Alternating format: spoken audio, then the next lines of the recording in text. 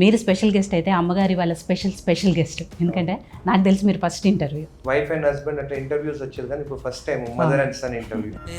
పలికిన మాటల్లోనే తీయని మాటే అమ్మా.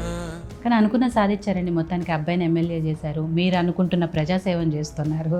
కానీ ఎటువంటి గైడెన్స్ లేకుండా మీరు అప్పట్లో అది మహిళ అయి ఉండి రాజకీయాల్లోకి రావటము, దాంట్లో సక్సెస్ అవ్వటము అనేది మామూలు విషయం కాదు. నా కొడుకుకి ఇచ్చినందుకే కదా నేను చేయగలుగుతున్నా.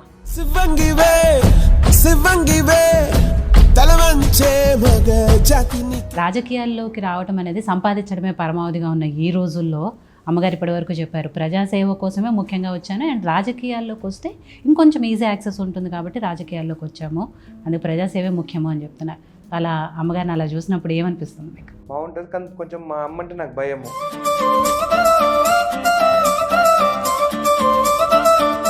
అందరి ముందే ఫోన్ చేసి తిడుతుంటది, ఇంకా భయానికి ఎక్కువ తిడుతున్నా. ఇందాక మేము వచ్చేటప్పుడు ఇల్లు చూసాము, చాలా అంటే చాలా అద్భుతంగా ఉంది, ఒక కోటలాగా ఉంది.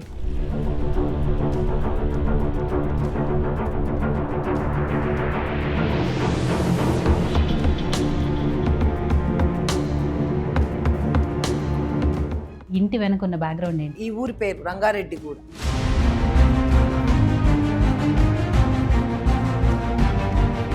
ఆ ఫోటోలో ఉన్నది ఆయన.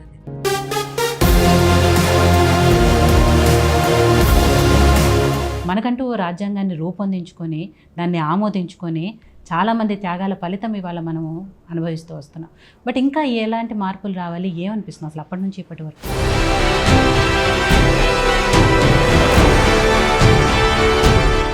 ఆ 10 yearsలో దోపిడీ, దాని తర్వాత ల్యాండ్స్ వీళ్ళంతా గ్రాబింగ్ చాలా అయినాయి. అప్పుడు ఇంకా మేమే ఎమ్మెల్యేలము, మేమే రాజులు, మేము చెప్పినట్టు వినాలన్నట్టు కూడా అయిపోయినారు వాళ్ళు. అప్పుడు ఒక చేంజ్ కావాలని చెప్పేసి everyone started to think like that and they voted us for power. Anirudh గారు అసలు గెలిచిన తర్వాత నియోజకవర్గాన్ని ఎక్కడా పట్టించుకోవట్లేదు అనేది కానీ, అవినీతికి సంబంధించి కానీ, మీరు ఇందాకన్నా ఆక్రమణల గురించి కానీ, ఇవన్నిటి మీద తీవ్రమైన ఆరోపణలు వస్తున్నాయి. ఎందుకు మరి? పాత గవర్నమెంట్లో 10 yearsలో 93 కోట్లు తీసుకొస్తే నేను ఒక్క సంవత్సరం 200 కోట్లు తీసుకొచ్చాను. మీరన్నారు 10 yearsలో ఇక్కడ ఉన్న మాజీ ఎమ్మెల్యే మొత్తం ఆక్రమణలు చేశారు అని చెప్పేసి, దాన్ని ఇప్పుడు అనిరుద్ధ్ గారు కంటిన్యూ చేస్తున్నారు తప్పితే కాంగ్రెస్ ప్రభుత్వం వచ్చిన తర్వాత మారిందేమీ లేదు. నేను ఆస్తి అమ్ముకున్నా, నేను 1 ఎకరా కూడా కొనలేదు ఇప్పటివరకు. ఎమ్మెల్యే అయిన తర్వాత ఒక్క ల్యాండ్ కొనలేదు, ఉన్న ల్యాండ్ అని అమ్ముకుంటున్నాను. So at the same time Anirudh garu ఎక్కడుంటాయి వివాదాలు అక్కడ ఉంటాయి. అంటే ఆయన ఏది పడితే అది మాట్లాడుతున్నారు, స్వపక్షంలోనే విపక్షంగా ఉంటున్నారు, సొంత పార్టీనే ఇదిగా మాట్లాడుతున్నారు, ఇవన్నీ కూడా వస్తున్నాయి. నేను కొట్లాడుతానని చెప్తున్నాను, ఎందుకు భయపడాలి? అంటే బయట పార్టీ వాడు వచ్చి చెప్పాలన్నా మేము తప్పు చేస్తున్నామని.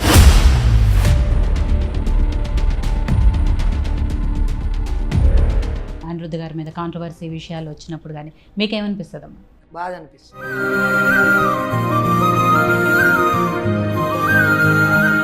మొత్తం లూటీ చేసిన వాళ్ళని ఏమనకుండా చేయని వాళ్ళని అంటే బాధ అనిపిదా? కేటీఆర్ని కానీ కేసీఆర్ని కానీ అరెస్ట్ చేయాలంటే భయపడుతున్నారా? ఎందుకు భయపడతాం? ఆ భయపడేది ఉంటే అసలు ప్రాసెస్ ఎందుకు స్టార్ట్ చేస్తారు? ఏమైపోయిందంటే ఒక ఫ్యాషన్ అయిపోయింది, జైలుకి పోతే సీఎం కావచ్చా అని చెప్పేసి అని. మరి నన్ను కూడా పంపాను జైలుకి. రేవంత్ రెడ్డి గారు చెప్పిన విషయం ఏంటంటే, కొంతమంది ఎమ్మెల్యేలు కానీ మంత్రులు కానీ వాళ్ళ పనితీరు ప్రోగ్రెస్ రిపోర్ట్ వచ్చింది, 29 మంది ఎమ్మెల్యేల పనితీరు బాగోలేదు అని. అందులో అనిరుద్ధ్ రెడ్డి గారి పేరు ఉందా లేదా? ఎవరు తప్పు చేస్తే వాళ్ళని ఎదురిస్తాను.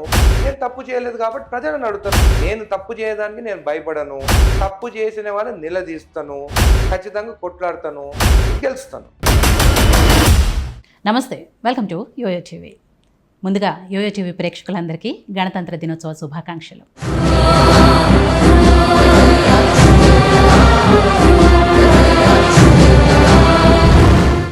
ఈ గణతంత్ర దినోత్సవం రోజున నాతో పాటు 2 స్పెషల్ గెస్టులు ఉన్నారు. వాళ్ళు ఎవరో కాదు, మన జడ్చర్ల కాంగ్రెస్ ఎమ్మెల్యే అనిరుద్ధ్ రెడ్డి గారు, వాళ్ళ అమ్మగారైన శశికళారెడ్డి గారు. గణతంత్ర దినోత్సవం గురించి, అలాగే ప్రస్తుత రాజకీయాల గురించి, ప్రభుత్వ పనితీరు గురించి, వీటన్నిటి గురించి వాళ్ళతో మాట్లాడదాం.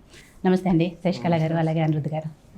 ముందుగా మీకు కూడా గణతంత్ర దినోత్సవ శుభాకాంక్షలు. గణతంత్ర దినోత్సవం శుభాకాంక్షలు. థ్యాంక్ యూ అండి, థ్యాంక్ యూ.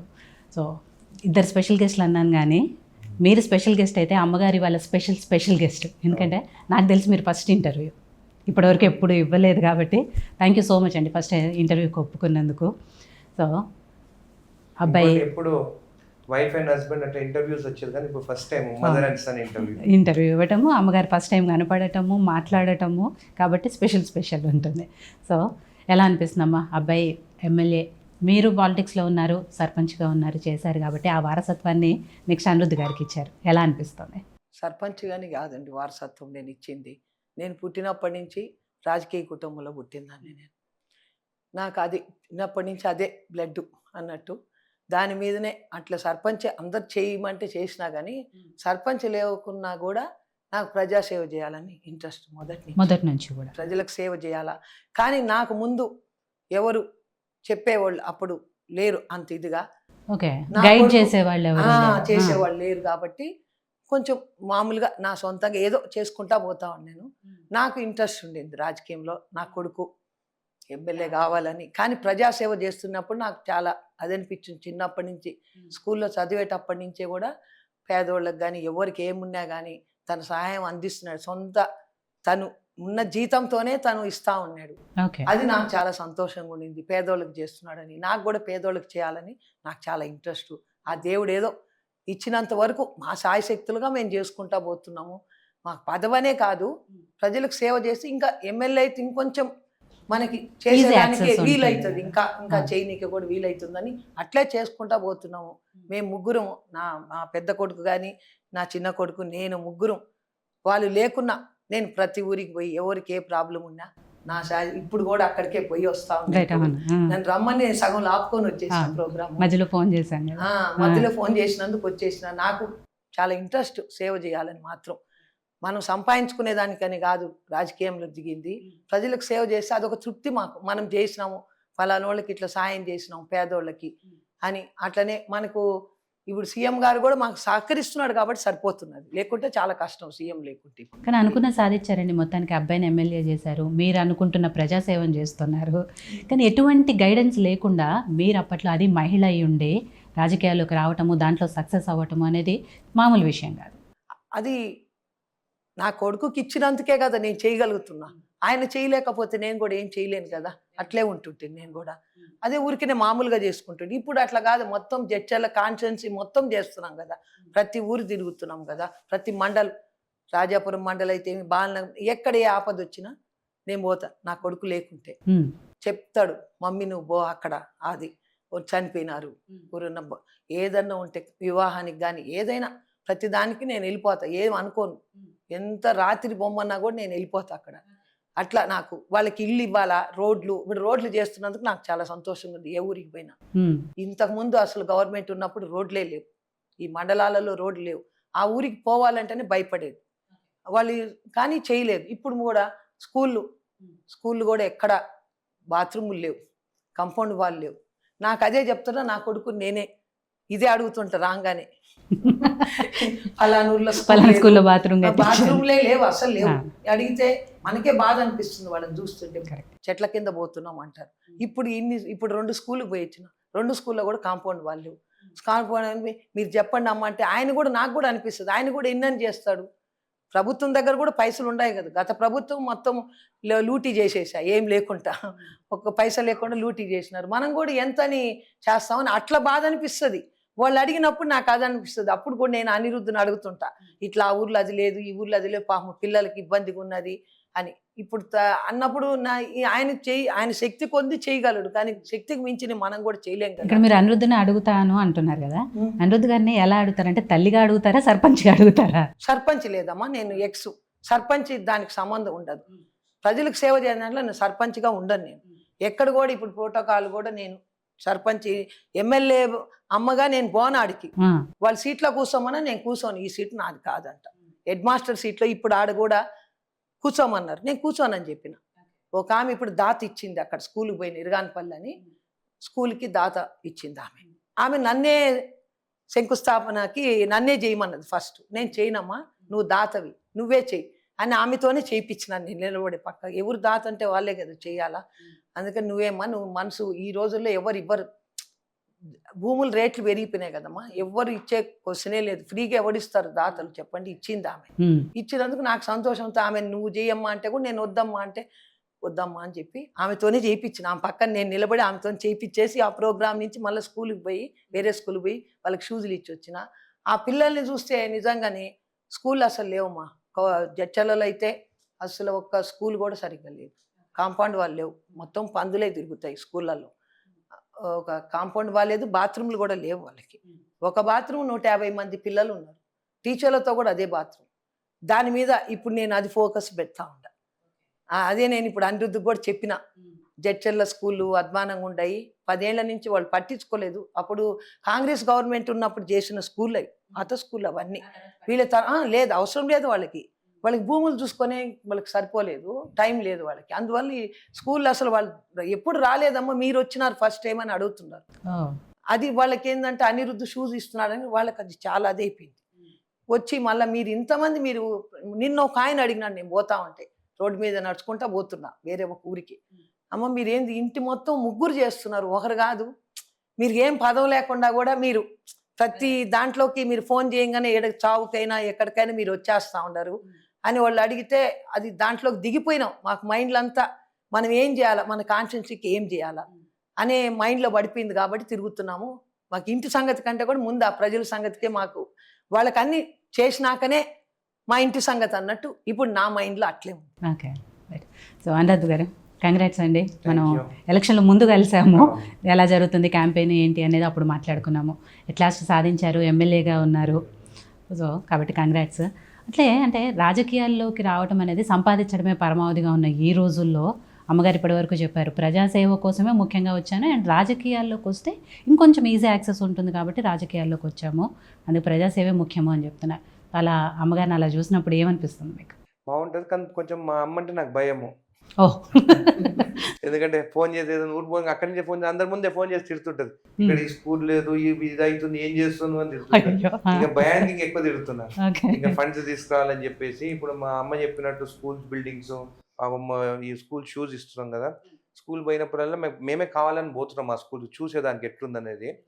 ఆ స్కూల్ బిల్డింగ్కి మంచి ఎడ్యుకేషన్ ఇవ్వాలనేది ఒక సంకల్పంతో ఉన్నాం. మంచి ఎడ్యుకేషన్, హెల్త్, ఈ 2 పాయింట్స్ పైన మేము బాగా ఫోకస్ చేస్తున్నాం.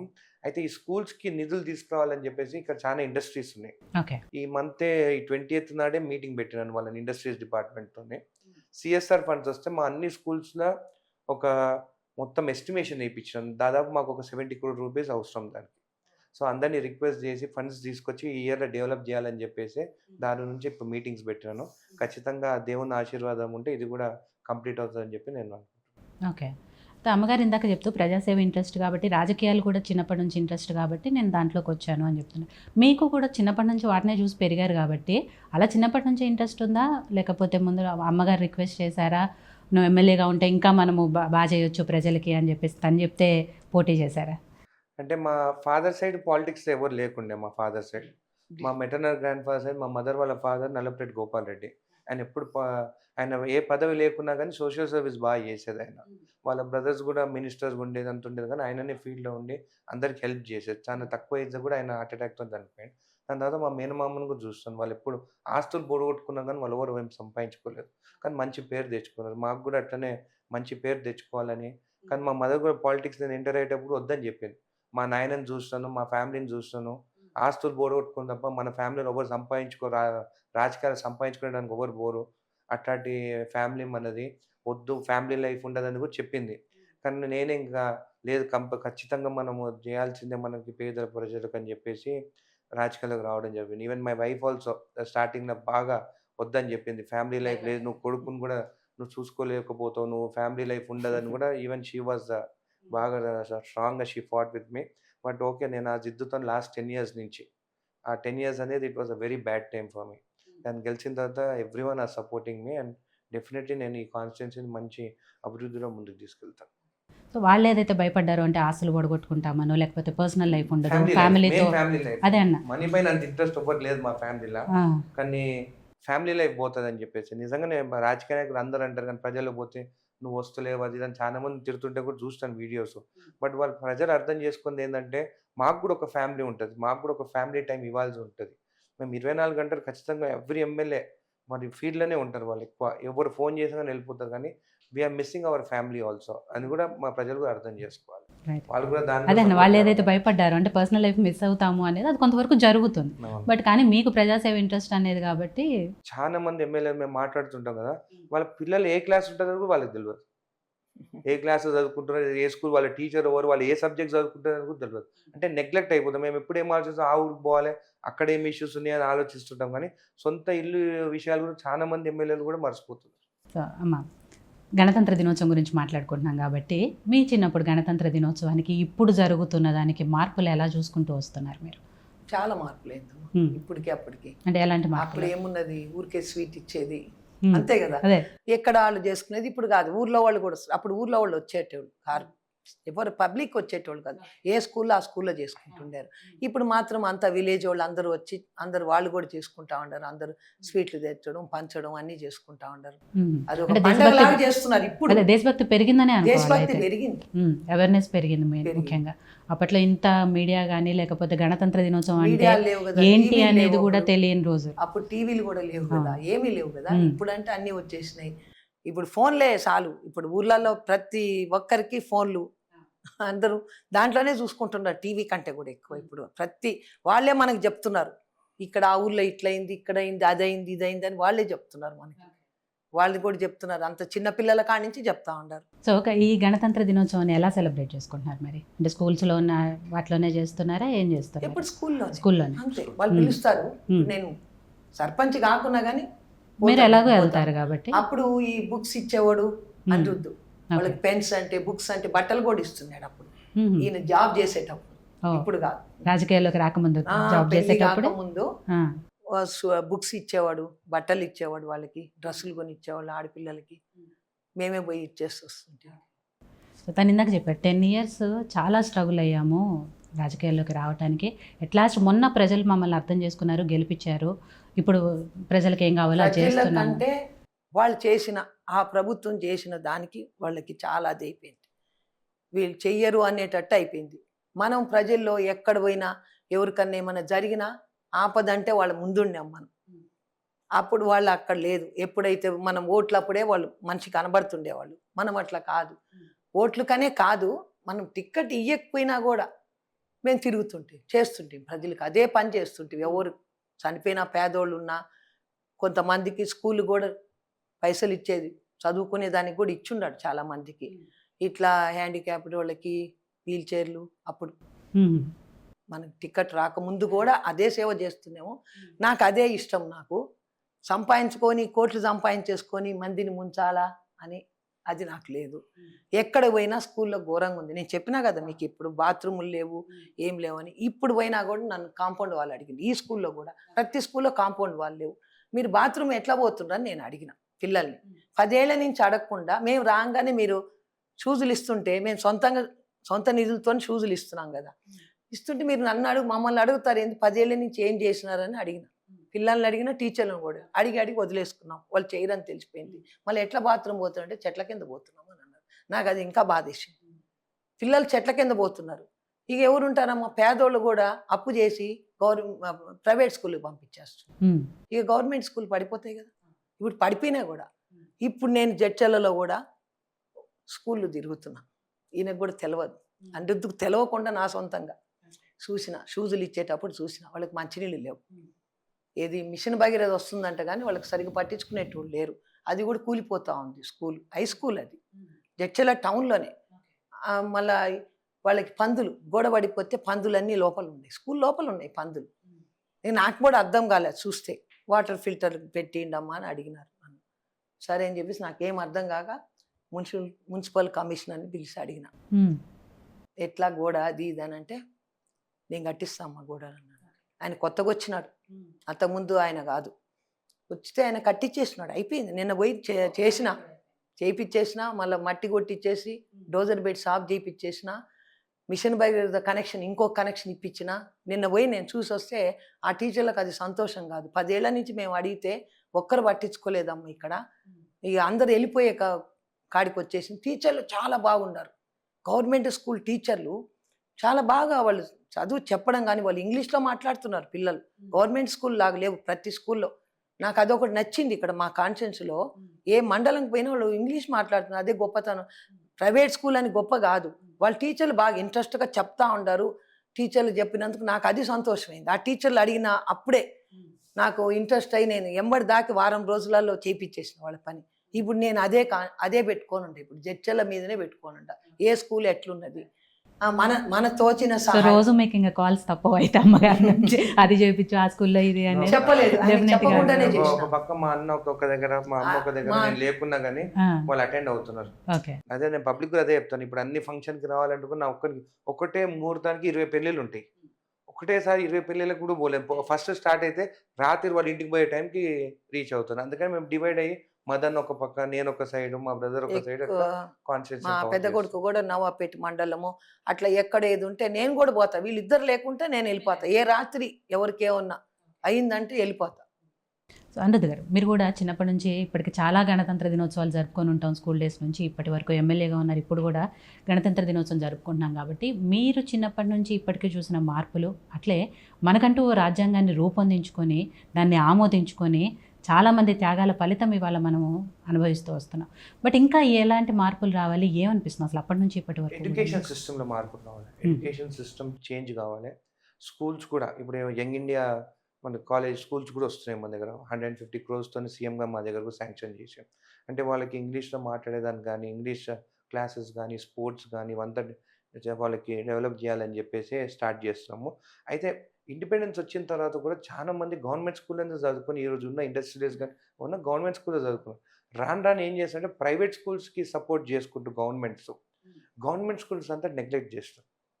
అన్ని ఎప్పుడో బిల్డింగ్స్, మా ఊర్లో బిల్డింగ్స్ కూడా ఎప్పుడు ఇండిపెండెన్స్ అయిన తర్వాత అప్పుడు కట్టిన బిల్డింగ్సే ఉన్నాయి. ఇంకా అప్పుడు బిల్డింగ్స్ బాగా కట్టినారు, కానీ ఎంత ఇప్పుడు డెవలప్ అయిన తర్వాత కూడా డెవలపింగ్ కంట్రీగా, డెవలపింగ్ స్టేట్గా బిల్డింగ్స్ మాత్రము ఇన్ఫ్రాస్ట్రక్చర్ లేవు మన దగ్గర.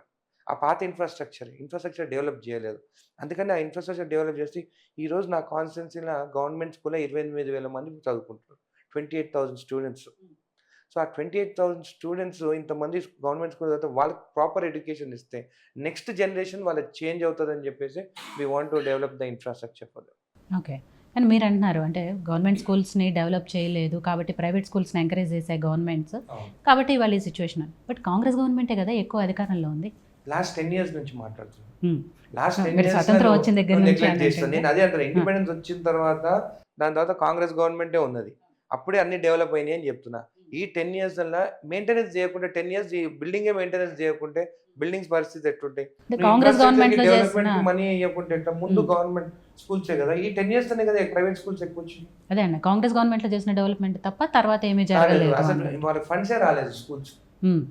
స్కూల్ కి హెల్త్ కి రెండు లేదు. టీచర్స్ హాస్పిటల్ కూడా టీచర్స్ తక్కువ ఉన్నారు, రిక్రూట్మెంట్స్ లేదు. హాస్పిటల్స్ అయితే ఘోరం. కోవిడ్ టైంలో ఎంత ప్రైవేట్ హాస్పిటల్స్ ఎంత దోచుకున్నారు. అప్పుడు గవర్నమెంట్ హాస్పిటల్స్ ఎందుకు లేవు, ఎందుకు సపోర్ట్ చేయలేదు? ఒక 108 కూడా లేదు మాకు, ఇప్పుడు వచ్చింది 108. కాంగ్రెస్ కొత్త అంబులెన్స్ లేదు. ఏది కరోనాలో కూడా లేదు, అంబులెన్స్ లేదు, అస్సలు లేదు. అసలు ఒక్కరు కూడా వచ్చి చూడలేదు, వాళ్ళు ఎట్లున్నారని కూడా చూడలేదు. సో అనిరుద్ధ్ గారు, ఈసారి అంటే మొన్న ఎలక్షన్స్ అప్పుడు చూస్తే కాంగ్రెస్ పార్టీ చాలామందికి మీలాంటి యువ నాయకులకే ఎక్కువగా టికెట్లు ఇచ్చింది, వాళ్ళందరూ ఎక్కువగా గెలిచిన వాళ్ళే ఉన్నారు. సో అది దానికి కారణాలు ఏమనుకుంటున్నారు? అంటే అంతకుముందున్న 10 ఏళ్ల టీఆర్ఎస్ ప్రభుత్వం మీద వ్యతిరేకతనా, కాంగ్రెస్ ప్రభుత్వం మీద గౌరవము ఇష్టమా, లేకపోతే మీలాంటి యువ నాయకులు రావాలి అనేదా, లేదు ఇందాక నుంచి అమ్మగారు చెప్తున్నారు పర్సనల్గా మీరు చేసిన సేవలే, ఏది కారణం ఏంటో? ఒకటి కాంగ్రెస్ గవర్నమెంట్ రావాలనండి పబ్లిక్కి. ఆ 10 yearsలో దోపిడీ, దాని తర్వాత ల్యాండ్స్ వీళ్ళంతా గ్రాబింగ్ చాలా అయినాయి అప్పుడు. ఇంకోటి వాళ్ళు చెప్తేనే వినాలి, వాళ్ళ కాళ్ళు పట్టుకుంటేనే పనులు అయ్యేది లీడర్స్తో పనులు. ఒక చేంజ్ కావాలనేది కూడా వాళ్ళు చూస్తారు public, they wanted a change. ఆ చేంజ్ కోసం కూడా ఇంకొక కొత్త వాళ్ళని కూడా చూసి, ఎందుకంటే పాత వాళ్ళంటే ఇంకా అహంకారంతో ఇంకా మేమే ఎమ్మెల్యేలము, మేమే రాజులము, మేము చెప్పినట్టు వినాలన్నట్టు కూడా అయిపోయినారు వాళ్ళు. వాళ్ళకి ఓన్లీ మనీ ఇంపార్టెన్స్ ఎక్కువైపోయింది వాళ్ళకి. పబ్లిక్ ఇంపార్టెన్స్, పబ్లిక్ ఇష్యూస్ పైన ఇంపార్టెన్స్ పైన ఎప్పుడు వాళ్ళు ఏం చేయలేదు. కాబట్టి ఒక చేంజ్ కావాలని చెప్పేసి everyone started to think like that and they voted us for power. Okay.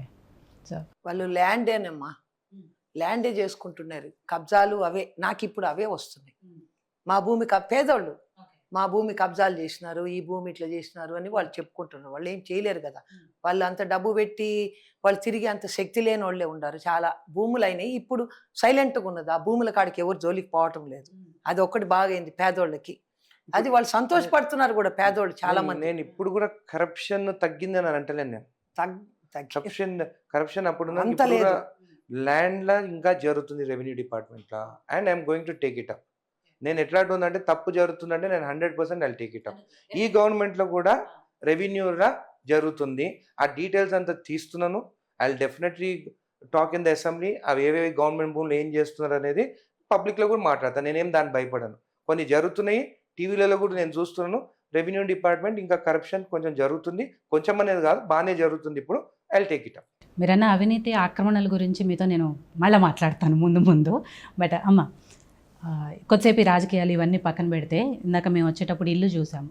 చాలా అంటే చాలా అద్భుతంగా ఉంది, ఒక కోటలాగా ఉంది.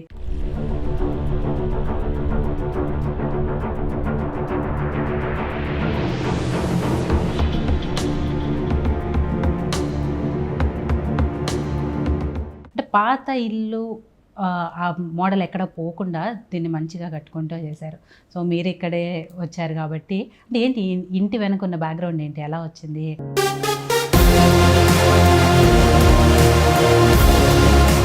ఎవరి టేస్ట్ ఇదంతా? పిల్లల్ని ఎలా పెంచారు మీరు అసలు? ఏంటి ఇది? నేనే టేస్ట్ అది. అమృత్ గారిదే. ఓకే. వాళ్ళ డాడీకి అంత ఇంట్రెస్ట్ లేదు. అంటే ఉండాల ఇల్లు పాత, అది వాళ్ళ ముత్తాతది. ఈ ఊరి పేరు రంగారెడ్డి. కూడా రంగారెడ్డి అనేది వీళ్ళ ముత్తాత. మా ఆయన ముత్తాత, ఈయనకి జేజ్ తాత అనుకోండి. ఇంకా ఆయనది ఈ ఊరే, ఆయనది స్థాపించింది ఆయననే. ఆయన పేరే ఈ ఊరు రంగారెడ్డి. ఆ ఫోటోలో ఉన్నది ఆయననే. ఫోటో ఉంది కదా, ఆయనే. సో అదే అన్నాను, ఆ పాతిల్లుని దాన్ని ఎక్కడ ఆయన అప్పుడు ఐజీ ఉన్నాడు, నిజాం. సో దాన్ని ఎక్కడ కూడా చెరపకుండా ఇప్పుడు కాలానికి తగ్గట్టుగా దీన్ని మోడల్ చేసుకుంటూ వచ్చారు. అదే నా పర్సనల్ టేస్ట్ మొత్తం అనిరుద్ధ్ గారిదేనా? అనిరుద్ధ్ ఇంట్రెస్టే. అంటే ఇక్కడ ఈ హౌస్ కానీ మా మెటర్నల్ గ్రాండ్ ఫాదర్, మా మదర్ వాళ్ళ ఫాదర్ హౌస్ కానీ, ఈ రెండు సేమ్. అది కూడా ప్యాలెస్ లాగానే ఉంటది అక్కడ. వాళ్ళు కూడా అక్కడ నెల్లూరులో వాళ్ళు కూడా పెద్ద ఫ్యామిలీ అక్కడ. సో ఆ హౌస్ నల్లప్రెడ్డి శ్రీనివాసులు తెలుసు, మా చిన్న ఆయన సొంతం. ఓకే. అయితే అక్కడ హౌస్ చంద్రమోహన్ రెడ్డి వచ్చి సోమిరెడ్డి మా మేనత్త కొడుకు. ఓకే. సో మొత్తం ఫ్యామిలీ పొలిటికల్ బ్యాక్గ్రౌండ్ మొత్తం మీ వైపు పుట్టక ముందు నుంచే. మా నాయనోళ్ళు మేము పుట్టక ముందునే ప్రజాసేవ చేసుకుంటాను. నేను ఎక్కడ కానీ పాలిటిక్స్ లా మా మెటర్నల్ గ్రాండ్ పేరెంట్స్ కానీ వాళ్ళు కానీ ఎవరి పేరు నేను ఎక్కడ ఈ రోజు నేను ఎమ్మెల్యే అయినాక చెప్పిన. ఎమ్మెల్యే అయినాక మా మదర్ ఆ ఫ్యామిలీ అక్కడ నేను ఇక్కడైనా కానీ రిలేషన్స్ చెప్పినాను. కానీ నా ఇండివిజువల్ గా నా ఓన్ గానే నేను పాలిటిక్స్ లోకి వచ్చి నేను ఈ స్టేజ్కి వచ్చానంటే జడ్చర్ల ప్రజల వాళ్ళ ఆశీర్వాదం వల్లనే.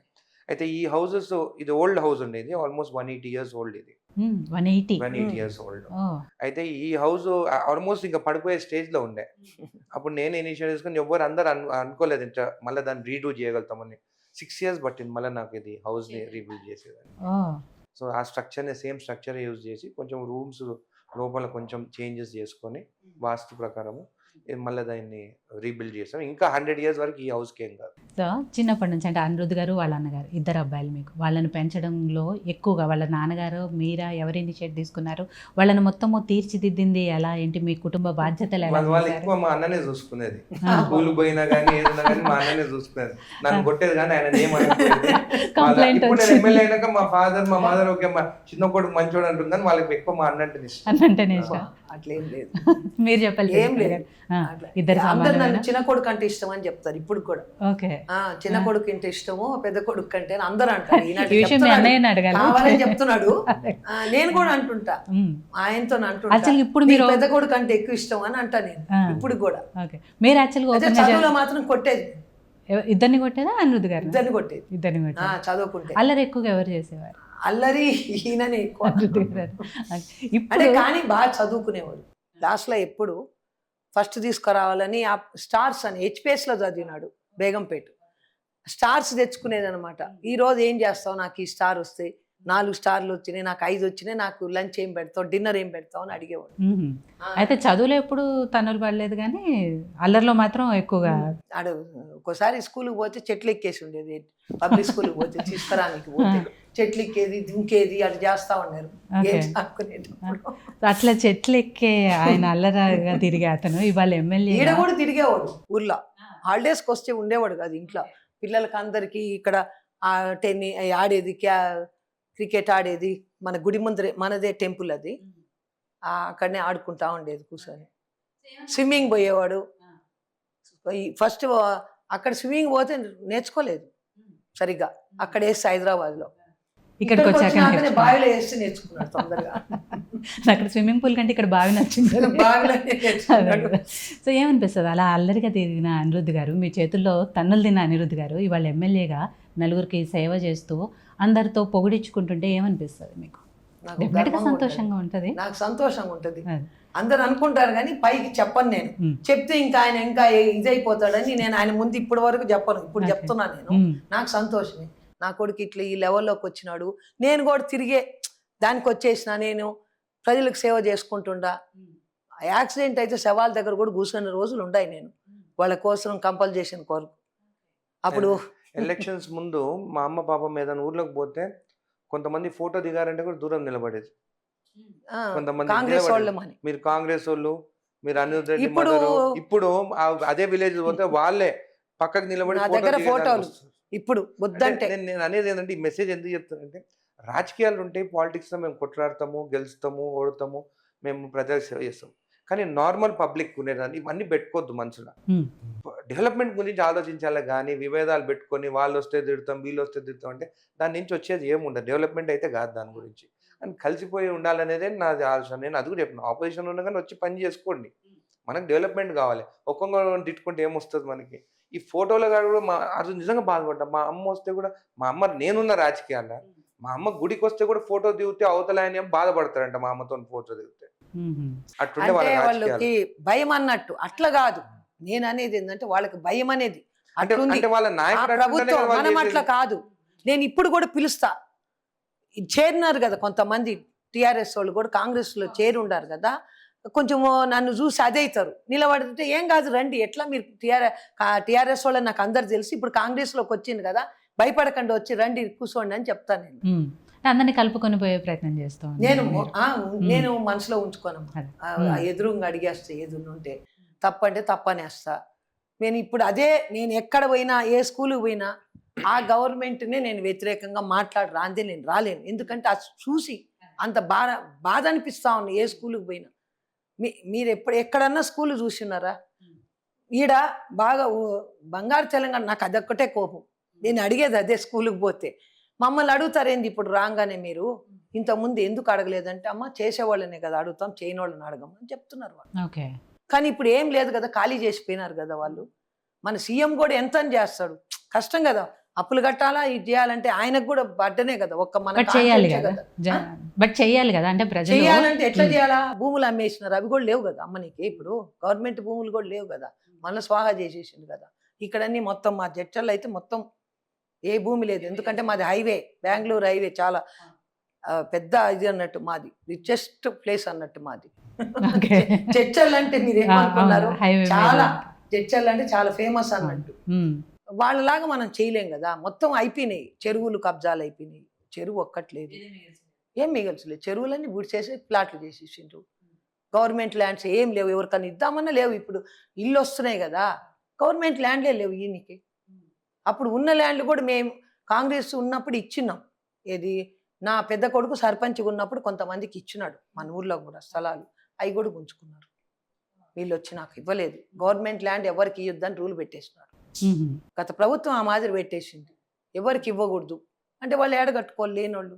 ఇప్పుడు ఈ ప్రభుత్వం వచ్చినాక మేము ఇస్తాం, కడతాం అని అంటే, ఇప్పుడు ఈ ప్రభుత్వం ఇస్తామంటున్నారు. నెక్స్ట్ జాగున్న వాళ్ళకి ఇప్పుడు ఇస్తున్నారు ఇల్లు గులిపి, నెక్స్ట్ జాగా ఇల్లు ఇస్తామని చెప్తున్నారు. వాళ్ళు నమ్మకం ఉన్నది కొంతమంది, కానీ ఆ టీఆర్ఎస్ వాళ్ళు ఎగేస్తారు, ఏదో ఒకటి చెప్తా ఉంటారు. అట్లా వాళ్ళు చేసిన పథకాలు ఏమీ చేయలేదు. నేను పోయేది అదే, పథకాల గురించే మాట్లాడతాను ఎక్కువ. వాళ్ళు చెప్పి నమ్మించి అప్పుడు మనల్ని అన్నారు, కానీ మనం అన్నీ చేస్తానే ఉన్నాం. సో అనిరుద్ధ్ గారు ఇందాక ఒక కంప్లైంట్ చేశారు, అన్నయ్య అంటేనే ఎక్కువ ఇష్టం అని. బట్ ఇప్పుడు మీరు కెమెరా ముందు ఉన్నారు కాబట్టి ఓపెన్గా మనస్ఫూర్తిగా అనిరుద్ధ్ గారి ఇష్టమా వాళ్ళ అన్నయ్య ఇష్టమా, ఎవరి ఇష్టమో మీరు ఓపెన్గా అట్లేం చెప్పండి. లేదమ్మా, ఇద్దరు ఒకటే. ఇద్దరు ఇష్టం. ఇద్దరు ఒకటే. పనిలో నాకు ఒక్కొక్కరు ఇష్టం.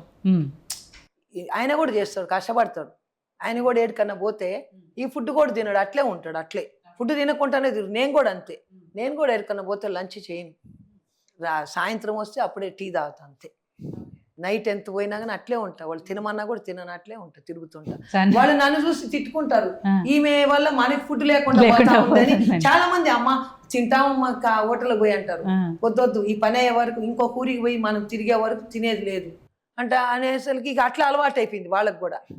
మీరు కావాలంటే తినిపోండి, నాకు అవసరం లేదు, నేను ఉంటా ఇట్లా అని చెప్పుకుంటా వాళ్ళకి. అనిరుద్ధ్ గారు మీ డౌట్ క్లియరా? అన్నయ్య అంటే ఎక్కువ ఇష్టం అన్నారు కానీ కాదు, తెలుసు ఆయనకి కావాలని అంటున్నాడు. ఆయనకి తెలుసు బిడ్డలు ఎంతమంది ఉన్నా తల్లికి ఎప్పుడు అందరూ సమానంగా ఉంటారు కాబట్టి అదే చేస్తున్నారు. సో అబ్బాయిల విషయంకి వచ్చే పక్కన పెడితే కోడళ్ళు వాళ్ళు ఎలా ఉంటారు? వాళ్ళది ఏం లేదమ్మా, కోడలది వాళ్ళ పాటి కోడలు, వాళ్ళ పిల్లలు, వాళ్ళ స్కూలు అంతే. వాళ్ళు ఎవరో రాజకీయాల్లో ఎక్కడ ఇంట్రెస్ట్ నాలాగా లేదు వాళ్ళకి. అందుకే నన్ను కూర్చోబెట్టాడు. సో వాళ్ళ ఇంటి బాధ్యతలు చూసుకుంటారు. ఇప్పుడు నన్నే తిట్టుకుంటారు, ఈమె వల్లనే ఆయన రాజకీయం అని. ఓకే, అది మెయిన్. అదే కదా, నన్ను ఏం చేసినా కూడా ఆయనకు ఇప్పుడు మనం చెప్పలేం కదా, అది వచ్చేస్తుంది కదా, బ్లడ్ లో వచ్చేస్తుంది. అట్లా వచ్చితే కూడా నేనేం చేయలేను కదా. అది వద్దన్నా పోదు, నాకు పోదు. నాకైతే అది నిజంగా ఇప్పుడు కూడా మీకు బ్లడ్ లో వచ్చింది, సేమ్ వాళ్ళకు కూడా బ్లడ్ లో వచ్చింది కాబట్టి మీరు అన్నట్టుగా అది పోదు. మనం ఏం చేస్తాం, పిల్లలను మాత్రం దూరం పెడుతున్నాం పాలిటిక్స్ నుంచి. అది లేదు వాళ్ళకి, వద్దని చెప్పేసి. ఎందుకంటే ఇది వాళ్ళు బాగా చదువుకుంటారు పిల్లలు ఇద్దరు, వాళ్ళకి వద్దు అని చెప్పేసి. ఇద్దరు ఒక్కొక్కరే. మేము పడ్డ కష్టాలు, మేము ఇది అవమానం పడిందంటే వాళ్ళు పడొద్దు. బట్ కానీ మీరు చేసే ప్రజాసేవ కంటిన్యూ అవ్వాలంటే ఉండాలి కదా. ఎంత చేసినా కానీ కూడా ఒక పర్సంటేజ్ అనే పీపుల్ ఉంటారు, నువ్వు ఏది చేసినా కానీ దాన్ని నెగిటివ్గా మాట్లాడతారు. పాలిటిక్స్ అనేది ముందులాగా ఒక రెస్పెక్ట్ అనేది కూడా లేకుండా పోయింది ఈరోజు. ఇయర్ రేపు ఫ్యామిలీ పైన కూడా తిడుతున్నారు, పిల్లలను కూడా తిడుతున్నారు. సో అట్లా మేము కొన్నిసార్లు సరే మేమేమన్నా కాదు, మా పిల్లలు తట్టుకోలేరు, అందుకని చెప్పి వాళ్ళని మంచిగా దూరం పెట్టి వాళ్ళని చదివిస్తే వాళ్ళు ఏదైనా మంచిగా జాబ్ చేసుకుంటే చాలు. వాళ్ళు మంచిగానే చదువుకుంటున్నారు వాళ్ళ పాటుకోవాలి. సో ప్రస్తుతానికైతే రాజకీయాలకు దూరంగా పెడుతున్నారు వాళ్ళు దూరం. ఓకే అనిరుద్ధ్ గారు, ఇందాక నుంచి మీరు చెప్పిందైనా అమ్మ చెప్పిందైనా విన్న తర్వాత ఈ జడ్చర్ల నియోజకవర్గంలో ప్రభుత్వాలు ఏమున్నా కూడా ఎవరు పట్టించుకున్నా పట్టించుకోకపోయినా, పార్టీలు ఉన్నా లేకపోయినా మీరు పర్సనల్గా సొంత నిధులతో చేయాల్సినంత ప్రజాసేవ చేస్తున్నాము అని చెప్తున్నారు. బట్ బయటకు వచ్చేటప్పటికి మీడియాలో కథనాలు కానివ్వండి, కొంతమంది మాట్లాడే విధానాలు కానివ్వండి, అవన్నీ చూస్తే పూర్తిగా మీరు చెప్పిన దానికి ఆపోజిట్గా ఉన్నాయి, వ్యతిరేకంగా ఉన్నాయి. అనిరుద్ధ్ గారు అసలు గెలిచిన తర్వాత నియోజకవర్గాన్ని ఎక్కడా పట్టించుకోవట్లేదు అనేది కానీ, అవినీతికి సంబంధించి కానీ, మీరు ఇందాకన్నా ఆక్రమణల గురించి కానీ, ఇవన్నిటి మీద తీవ్రమైన ఆరోపణలు వస్తున్నాయి. ఎందుకు మరి? ఇప్పుడు నేను వచ్చిన తర్వాతనే 200 crores దాకా రోడ్స్ తీసుకొచ్చిన, ఇవన్నీ వర్క్ జరుగుతున్నాయి. పాత గవర్నమెంట్లో 10 yearsలో 93 కోట్లు తీసుకొస్తే నేను ఒక్క సంవత్సరం 200 కోట్లు తీసుకొచ్చిన.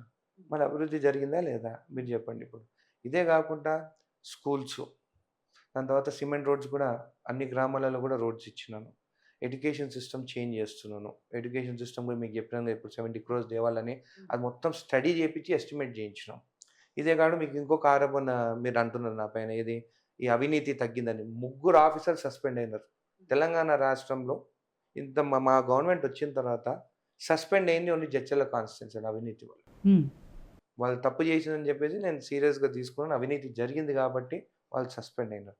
ఇదే కాకుండా అక్రమాల పైన, భూముల పైన మాజీ ఎమ్మెల్యే సొంతం కుటుంబమే వాళ్ళ పేరు మీద పెట్టుకున్నారు అసైన్ ల్యాండ్స్. ప్రతి గ్రామం అసైన్ ల్యాండ్స్ ఏవేవి రిజిస్ట్రేషన్ అన్ని డీటెయిల్స్ ఇస్తున్నాను. ప్రెస్ మీట్ పెట్టి ఏ భూమి ఎట్లా జరిగిందని కూడా చూపించినాను. ఇప్పుడు దానిపైన ఈరోజు స్టడీ చేస్తున్నాం. మొత్తము స్టడీ చేసి డెఫినెట్గా వాళ్ళు నోటీసెస్ ఇచ్చి గవర్నమెంట్ ల్యాండ్స్ మాత్రం ఖచ్చితంగా రిటర్న్ తీసుకుంటాం. దాని తర్వాత ఏ ఒక్క భూమి అన్నా కబ్జా అయిందా? ఒక్క భూమి ఈ 1 yearలో ఒక్క భూమి కబ్జా కాలేదు. ఎక్కడ గ్రాండ్ గ్రాబర్స్ కనిపిస్తలేరు. మొత్తం జడ్చర్ల ప్రజలే మాట్లాడుతున్నారు. టీఆర్ఎస్ వాళ్ళు ఇవి జరుగుతలేరని చెప్పేసి మాట్లాడుతున్నారు తప్ప వేరే ఒక్క దగ్గర కూడా ఒక్క ఓఆర్సీ సర్టిఫికేట్ కూడా, దొంగ సర్టిఫికేట్ కూడా రాలేదు ఇప్పుడు. ఓకే, మీరన్నారు 10 yearsలో ఇక్కడ ఉన్న మాజీ ఎమ్మెల్యే మొత్తం ఆక్రమణలు చేశారు అని చెప్పేసి, దాన్ని ఇప్పుడు అనిరుద్ధ్ గారు కంటిన్యూ చేస్తున్నారు తప్ప కాంగ్రెస్ ప్రభుత్వం వచ్చిన తర్వాత మారిందేమీ లేదు. నోటీసులు పంపించాం కదా వాళ్ళందరికీ. వాళ్ళు నోటీస్ పంపిస్తే కోర్టు పోయినారు వాళ్ళు. నేను ఫైట్ చేస్తున్నాను, నేను అధికారులతో సీరియస్గా నేను చేసుకొని అందరికి నోటీసులు పంపించినాను నేను. దాని తర్వాత నేను ఆస్తి అమ్ముకున్నాను. నేను 1 ఎకరా కూడా కొనలే ఇప్పటివరకు. మా తాత ఇట్లా ఎలక్షన్లో కూడా 15 ఎకరాలు నేను భూమి కొనుక్కున్నాను. ఒక్కడు కూడా ఇది మాట మాట్లాడదు. నేను ఇట్లా ల్యాండ్ గ్రాబింగ్ కానీ ఏదైనా చేస్తానంటే ఒక్కడు కూడా మాట్లాడదు. ఈ రోజుకి ఎమ్మెల్యే అయిన తర్వాత ఒక్క ల్యాండ్ కొనలేదు, ఉన్న ల్యాండ్ అని అమ్ముకుంటున్నాను. ఎందుకు వస్తున్నాయి మరి ఆక్రమణ ఆరోపణలు ఎందుకు వస్తున్నాయి? పదే నాకు పదే తెలిసేది ఎక్కడ లేదు. మీరే ఫస్ట్ టైం అడుగుతున్నారు. మీడియాలో వస్తున్నాయి, మీడియాలో టీఆర్ఎస్ వేస్తారు. నాయకులు మాట్లాడుతున్నారు. మీడియాలో ఎక్కడ వచ్చింది? ఏ మీడియాలో వచ్చింది? నేనైతే చూడలేదు ఇప్పటివరకు. మళ్ళీ ఎక్కడ ఆక్రమించడం, ఎక్కడ చేసాం, మా కుటుంబమే ఎక్కడ ఒక భూమి కూడా తీసుకోలేదు ఇప్పటివరకు. నేను అదే చెప్తున్నాను, నా ఓన్ భూమే నేను అమ్ముకున్నాను ఎలక్షన్స్ కోసము. మరి కొత్తగా వచ్చింది ఏంటనేది ఏదైనా ఆర్వల్ ఇస్తే ఇప్పుడు ఊరుకుంటారా? టీఆర్ఎస్ రెడీగా ఉన్నాడు, చిన్న తప్పు అయితే కూడా రోడ్ మీద రావాలని రెడీగా ఉన్నాడు. అదే అన్నాను, వాళ్ళే ఆరోపణలు చేస్తున్నారు. ఒకటే ఆరోపణ వాళ్ళు చేసింది, వాళ్ళ భూమి మీద చేస్తే వాళ్ళు ఒక్కటి మాట్లాడిన తప్ప ఇంకా వేరేది ఏం మాట్లాడలేదు. లక్ష్మణ్ కుటుంబ సభ్యులు అసైన్ ల్యాండ్స్ హాస్పిటల్కి రోడ్డు లేకుండా వాళ్ళ పేరు మీద చేయించుకున్నారు. అది కూడా వాళ్ళ నోటీస్ పంపిస్తే వాళ్ళు మళ్ళీ కోర్టుకు పోయినారు. కోర్టుకు పోయి టైం కావాలని అడిగినారు, డాక్యుమెంట్స్ ప్రొడ్యూస్ చేస్తున్నారు. ఖచ్చితంగా భూములు అన్ని వాళ్ళ అక్రమాలు చేసి అన్ని బయటికి తీస్తున్నాం. ఎంఆర్ఓని ప్రత్యేకంగా దానిపైననే వర్క్ చేస్తుంది. ఇప్పుడు ప్రతి డేటా, ప్రతి సర్వే నెంబర్ డేటా తీస్తున్నాం. అది పబ్లిక్లోనే పెడతాం మేము. నేను ఏదైనా చేస్తుంటే వచ్చి ధైర్యంగా వచ్చి చెప్పమని చెప్పండి, నేను ఎక్కడ చేస్తాను. So at the same time Anirudh garu ఎక్కడుంటాయి వివాదాలు అక్కడ ఉంటాయి. అంటే ఆయన ఏది పడితే అది మాట్లాడుతున్నారు, స్వపక్షంలోనే విపక్షంగా ఉంటున్నారు, సొంత పార్టీనే ఇదిగా మాట్లాడుతున్నారు, ఇవన్నీ కూడా వస్తున్నాయి. నేను ఇంతకుముందే మాట్లాడినా, నేను రెవెన్యూ డిపార్ట్మెంట్లో గవర్నమెంట్ ల్యాండ్ కూడా కొన్ని జరుగుతున్నాయి, ఖచ్చితంగా నేను అది బయటికి తీసుకొస్తాను, నేను కొట్లాడుతానని చెప్తున్నాను. నేను ఎందుకు భయపడాలి? అంటే బయట పార్టీ వాడు వచ్చి చెప్పాలన్నా మేము తప్పు చేస్తున్నామని? మాకు తెలియదాక తప్పు జరుగుతుందని. తప్పు జరిగిన దగ్గర ఖచ్చితంగా నేను మాట్లాడతాను. ఏం మాట్లాడినాను నేను? ఒకటి తిరుమల దర్శనం గురించి మాట్లాడినాను. అవును, చంద్రబాబు నాయుడుని అడిగినాను నేను, నీ రెండో కన్ను ఎక్కడ పోయిందని అడిగినాను. తప్ప నువ్వే అన్న, ఆయననే అన్నాడు కదా తెలంగాణ అంటే నా రెండో కన్ను అని చెప్పేసి. మళ్ళీ మేము మా గురించి అడగలేదు. మాకు ఎట్లా ప్రోటోకాల్ ఉంటుంది మాకు ఎమ్మెల్యేలకి, మా ప్రజల గురించి అడిగినాను. తప్పేం అడిగినాను? మరి నేను అడిగినాను కానీ అయింది కదా. ఒకవేళ నిజంగా మొన్నగానే లెటర్ ఇవ్వకుంటే నేను మళ్ళీ తిరుమలకు పోయి అక్కడ దేవుని ఇంకొక విగ్రహం చేసుకొని తీసుకొచ్చి వెంకటేశ్వర స్వామి మాకు తెలంగాణకు వచ్చి ఇక్కడ ఇంకొక గుడి కట్టిస్తున్నాను. అంతే. మళ్ళీ ఎక్కువ ఆదాయం వచ్చేదే తెలంగాణ ప్రజల నుండి. తిరుమలలో ఎక్కువ జనాభా పోయేది కూడా తెలంగాణ నుండి. మళ్ళీ మాకెందుకు ఇంత విపక్షం? డెఫినెట్గా కొట్లాడతాను మా ప్రజల గురించి. ఇంకేం మాట్లాడిన తర్వాత ఫ్యాక్టరీస్ పొల్యూషన్ గురించి మాట్లాడినాను. తప్పు జరుగుతుంది కాబట్టి నేను అడుగుతున్నాను. సరే నేను అడగను అనుకోండి, నేను కామ్కుంటాను. అప్పుడు పబ్లిక్ ఏమనుకుంటారు? వీళ్ళంతా ఒకటి, వీళ్ళు ఏం మాట్లాడతారు? తప్పు జరిగినా కానీ ఎవరు మాట్లాడతారు? ఆ ఆపోజిషన్ పార్టీ వాళ్ళు, టీఆర్ఎస్ వాళ్ళు, బీజేపీ వాళ్ళు మాట్లాడితేనే తప్ప మేము అడగొద్దా? మాకు అడిగే స్వేచ్ఛ మాకుంది కదా. ప్రజల గురించి అడుగుతున్నాం. నా సొంతంగా ఏమైనా అడిగినానా? నా సొంతంగా ఏదైనా చేసుకున్నానా? ఏం చేసుకోరు కదా. ప్రజల గురించే మాట్లాడుతున్నాను. ఇప్పుడు కూడా చెప్తున్నాను, రెవెన్యూ డిపార్ట్మెంట్ నేను ఫైట్ చేస్తాను. ఖచ్చితంగా తప్పులు ఎక్కడ జరుగుతున్నా చూపిస్తాను. నేను ఎవరైతే తప్పు చేస్తుందో వాళ్ళ పేరు కూడా చెప్తాను, వాళ్ళ శిక్ష కూడా పడుతుంది. అదే అన్న, అధికారుల మీద నోరు బారేసుకుంటారు, ఎలా పడితే అలా మాట్లాడతారు. నేను ఒకటి చెప్తాను, ఒక అధికారి ఒక విరాసత్కి వస్తే వాళ్ళ అన్న పేరు చేసి తమ్ముని పేరు నీ పేరు చేయాలంటే ₹1,00,000 అడిగాను. కొంతమంది అధికారుల గురించి చెప్తున్నాను అని అడిగి ఆయన వచ్చి బాధగా ఆ రైతు ఒకసారి చెప్పిండు, ఇంకొక రైతు వచ్చి చెప్పిండు. ఇట్లా బాధపడుతుంటే మనం మేము గట్టిగా అడిగి, నేను ఎక్కడ చెడు బాటలు కానీ ఎక్కడ మాత్రం తిట్టలేదు. నేను రూల్ ప్రకారం మాట్లాడినాను. కరెక్ట్గా వాళ్ళకి ఏ ఇష్యూ ఉందో ఆ ఇష్యూ పైన అడిగినాను. నా వాయిస్ గట్టిగా ఉంటుంది. నేను అడిగినాను, అంటే తప్పేముంది? ప్రజల కోసం అడిగినాను. అంటే నేను కామ్గా ఉంటే ఇంకా వాళ్ళని మొత్తం దోచుకుంటారు. రైతులు తిరిగి చెప్పులు కూడా అడిగిపోతున్నాయి వాళ్ళకి. ఆన్లైన్ ఇంప్లిమెంట్ కూడా అవుతుంది వాళ్ళకి. మళ్ళీ నేను వాళ్ళ పక్కనే నిలబడతాను. నేను వాళ్ళు తప్పు చేసింది కాబట్టి నేను తిట్టాల్సి వస్తుంది కొన్నిసార్లు. కానీ అది కూడా కొంతమంది అధికారులు ఎంత బాగా పనిచేస్తారంటే పాపం మార్నింగ్ నుంచి ఈవినింగ్ వరకు పనిచేస్తారు, రూపాయి లేకుండా. కొంతమంది అయితే వాళ్ళు సొంత మనీ పెట్టుకుని కూడా రైతులకు కూడా కిరాయిలకు ఇస్తారు కొంతమంది అధికారులు. నేను ఓన్లీ అవినీతి జరిగే అధికారులపైన నా ఫైట్. నేను ఖచ్చితంగా నా కంప్లైంట్ వస్తే నేను యాక్షన్ ఖచ్చితంగా తీసుకుంటాను. కానీ నేను ఎవరిని తిట్టలేదు. కానీ నేను చెప్పిన ఆరోపణలు కూడా కరెక్ట్ అయినాయి. మళ్ళీ వాళ్ళు ఎందుకు సస్పెండ్ అయినారు? మళ్ళీ అవి కరెక్ట్ అయినాయి కాబట్టి వాళ్ళు సస్పెండ్ అయినారు. సో అలాంటి అవినీతి ఆరోపణలు కానీ లేకపోతే ఏదైనా అనిరుద్ధ్ గారి మీద కాంట్రవర్సీ విషయాలు వచ్చినప్పుడు కానీ మీకేమనిపిస్తుంది అమ్మా? బాధ అనిపిస్తుంది. చేయని వాళ్ళ మీద, అంటే చేసేవాళ్ళు కోట్లు తినేసి మొత్తం లూటీ చేసిన వాళ్ళని ఏమనకుండా చేయని వాళ్ళని అంటే బాధ అనిపిస్తుంది. మేము ఎప్పుడు ఎవరి దగ్గర కబ్జాలు ఏం లేదు. ఇప్పుడైతే అసలు మేము కొనేదే లేదు, అమ్ముకుంటున్నాం ల్యాండ్స్ మా సొంతవి కూడా. మేము ఎవరి దగ్గర భూములు కబ్జాలు చేయలేదు. ఒక పేదోళ్ళకి ఇంకా ఇచ్చున్నాం కానీ మేము కబ్జాలు చేసింది ఎక్కడా లేదు. నేను సర్పంచ్గా ఉన్నప్పుడు మీటింగ్లో అడిగి అలిచిపోయినా. నేను ఆ ప్రభుత్వంతో నేను ఒక్కదాన్ని అడుగుతుంటే ఎవరు అడగకపోతే భయానికి. వాళ్ళ టీఆర్ఎస్ వాళ్ళు కూడా నన్ను మాట్లాడమ్మా, నేను వాళ్ళు అడగలేక అట్లుండింది ఆ ప్రభుత్వం ఉన్నప్పుడు. తెలుసండి మీకు, మీటింగ్లో వాళ్ళు అడిగితే వాళ్ళ సొంత పార్టీ కదా, అడగలేరు కదా, వాళ్ళ బాధలు చెప్పుకోవడానికి అమ్మ మీరు అడగండి అమ్మా అనేది ఏది కావాలని. ఒక అంగన్వాడీ స్కూల్ కానీ, ఒక పంచాయతీ, ప్రతి స్కూల్లో బాత్రూములు లేకపోతే నన్ను అడగమనేది. మా ఊర్లో కూడా లేవు. లేకుండా నేను ఎట్లో అటో ఇటో బెదిరించో అట్లా ఎట్లా వాళ్ళని కొట్లాడుకునేది. నేను లేస్తే వాళ్ళు భయపడేది. ఎవరు? టీఆర్ఎస్. మిషన్ భగీరథ కూడా నేను తీసుకొచ్చిన. మా ఊరికి మా అర్జునవాడికి ఇవ్వలేదు. వాళ్ళు ఏమంటాడు, నువ్వు దాగుతున్నావు కదా అని అడిగినాడు ఆ ఎమ్మెల్యే ఒక రోజు నన్ను, లక్ష్మారెడ్డి. ఓకే. అంటే నేను దాగితే చాలంట, నేను మిషన్ భగీరథ నీళ్ళు దాగుతున్నాను. ఒక మీటింగ్లో పిలిచినప్పుడు ప్రజల గురించి అట్లా మాట్లాడేది. అట్లాంటి వాళ్ళని ఏం అడగరు, ఫోన్లు ఎత్తారు అని అనిరుద్ధ్ రెడ్డి అంటారు. ఆయన అసలు కనబడేదే లేదు వీళ్ళకి, ఆయన వచ్చేదే లేదు, ఎక్కడికి వచ్చేది లేదు. ఎక్కడైనా భూ కబ్జాలు ఉన్నప్పుడే ఆయన కనబడేది, జడ్చలకు వచ్చేది. కానీ ఆయన ఉన్నారు కదా కింద, వాళ్ళు ఇదే లూటీ, మన కింద లూటీ లేదా, బెదిరింపు. మనం బెదిరిస్తే భయపడరు, వాళ్ళు లూటీ చేయరు కదా. మన వాళ్ళు ఎవ్వరు చేయరు, భయపడతారు. ఏది ఒకరు సొమ్ము గుంజుకునేది, ఒకరు భూ కబ్జాలు అవతల వాళ్ళది, వాళ్ళు అమ్మితేనే కొంటారు. మన మనుషులు మాత్రం అట్లా చేయరు, చేయినా మేము ఒప్పుకోం. అందుకని వాళ్ళకి ముందే తెలిసి పోరు అట్లా అటోటికి. మా దగ్గర ఉన్నవాళ్ళు అంతే, వాళ్ళ దగ్గర ఉన్నవాళ్ళు ఏంటంటే ఈ సంపాదన కోసరంగా వాళ్ళు అట్లా లూటీ చేసినందుకు మన మీద అబాండాలు వేసారు. మీరు అన్నట్టు మీరు అడిగినందుకు నాకు ఇది కూడా బాధ అనిపిస్తుంది. మేము చేయని వాళ్ళం అని అంటే మాకు కూడా బాధ అనిపిస్తుంది, మర్చిపోమని. నాకు ఇదివరకే అన్నప్పుడే నాకు బాధ వేసింది. ఈయన ఎందుకు అరుస్తాడు? వాళ్ళు చేయనందుకే. ప్రజల కోసం మనం నిలబడి గెలిచింది దేనికి? ఎవరి కోసం గెలిచినాం మనం ఎమ్మెల్యేగా? మనల్ని ఎందుకు గెలిపించినారు వాళ్ళు? మనం ప్రజల కోసం చేయాలి కదా. మళ్ళీ నేను పోయే కూడా అవసరం లేదు కదా, ఆయన ఒక్కడే తిరుగుతాడు కదా. నేను ఎందుకు తిరుగుతున్నా? ఆయనకి మాట రాకూడదు, అన్నీ చేయలేడు, ఫోన్లు ఎత్తలేదని ఎవరో అంటారు. అది కావాలని అంటాడు. లక్ష్మారెడ్డికి వీళ్ళకి రానియడు ఇంట్లోకి కూడా. పాత ఎమ్మెల్యే అసలు వాళ్ళని ఇంట్లోకి రానిచ్చేది లేదు. వాళ్ళ కింద ఉన్నోళ్ళే మాట్లాడేది. ఈయన డైరెక్ట్ బెడ్రూమ్లోకి రానిస్తాడు. మీకు చెప్తున్న ఇక్కడికి కూడా రానిస్తాడు. ప్రజలు వచ్చేస్తారు, ఇక్కడికి కూడా మాట్లాడతారు. ఆ ప్రభుత్వంలో అట్లా కాదు, రానియరు వాళ్ళు. ఇప్పుడు రేవంత్ రెడ్డి కూడా సీఎం ఉన్నప్పుడు ఎట్లా? ఇప్పుడు కేసీఆర్ వస్తున్నాడా? ఎవరైనా కలుస్తున్నాడా? మీరు కూడా చూస్తున్నారు. రేవంత్ రెడ్డి గారు ఎట్లా అందరితో కలుస్తున్నాడు కదా, ఎమ్మెల్యేలతో కూడా. వాళ్ళకి ఎమ్మెల్యేలకు అంత ఉండింది హక్కు? ఎమ్మెల్యేలను మాట్లాడే ధైర్యం ఉండింది ఆయనతోని? ఏమైనా పని చేయించుకోగలిగిందా? ప్రజలకు ఏం చేయలేదు అసలు. నేనున్న మాట చెప్తున్నా. ఎక్కడ పోయినా, ఏ స్కూల్ చూసినా, హాస్పిటల్ కరోనా అప్పుడు అసలు పట్టించుకున్నారా? మీకు తెలుసు కదా, మీకు తెలియకుండా ఉండదు, అన్నీ తెలుసు. ఆంధ్రాలో ఎట్లా చేసిండ్రు, కరోనా అప్పుడు ఇక్కడ ఎట్లా చేసిండ్రో. అంబులెన్స్ ఎందుకు పోయింది? టీఆర్ఎస్ రాగానే నేను అదే అడిగిన, అంబులెన్స్ లేదు, ఇప్పుడు వచ్చింది. మన ప్రభుత్వం వచ్చినాక అంబులెన్స్ వచ్చింది. వాళ్ళు ఎట్లా మాట్లాడతారు? పొద్దున్న లేస్తే ఇంటి సంగతి కూడా పట్టించుకుంటలేడు, అసలు ఇంటిదే నాతో మాట్లాడడానికి కూడా టైం ఉండదు. నా సొంతంగా నేను పోతానే ఉంటాను. ఇప్పుడు నేను ఆడికి పోయింది కూడా తెలియదు. మీరు వస్తున్నారని నాకు ఫోన్ చేస్తే నేను వచ్చిన, కొన్ని క్యాన్సిల్ చేసుకొని వచ్చేసిన. అంటే ఇట్లా ఆరోపణలు వచ్చినప్పుడు బాధ అనిపిస్తుంది. చేసేవాళ్ళ మీద అదే అంటాను. ఆ బాధలో ఎప్పుడైనా అనిపిస్తుందా ఆ రాజకీయాల్లోకి అనవసరంగా వచ్చి? లేదు, వాళ్ళని ఢీ కొట్టాలని. ఓకే, ధైర్యంగా ఎదుర్కోవాలా, అది బంద్ చేయాలి వాళ్ళని. నేను ఇప్పుడు ఎక్కడ పోయినా నేను ఊరుకోను. నేను ఎంత ఆఫీసర్ అయినా ఎదురుగానే మాట్లాడేస్తాను. తప్పు చేస్తే భయపడాలి. నేను ఒప్పుకోను. తప్పు చేయనప్పుడు మాకు బాధ అనిపిస్తుంది. తప్పు చేస్తుంటే సైలెంట్గా ఉంటాం, బాధ ఉండదు. ఎందుకుంటాం? దొంగలం కదా, దొంగలకు బాధ ఉంటుందా? ఉండదు. దొంగతనం చేసినామని వాళ్ళు సైలెంట్గా ఉంటారు. మనం చేయనోళ్ళం కాబట్టి వాళ్ళతోని కొట్లాడి ఇంకొంచెం ఎక్కువ అవుతుంది. ఇంకొంచెం వాళ్ళు చేసినారు కదా, అవన్నీ బయటికి తీయని నేనే చెప్తా.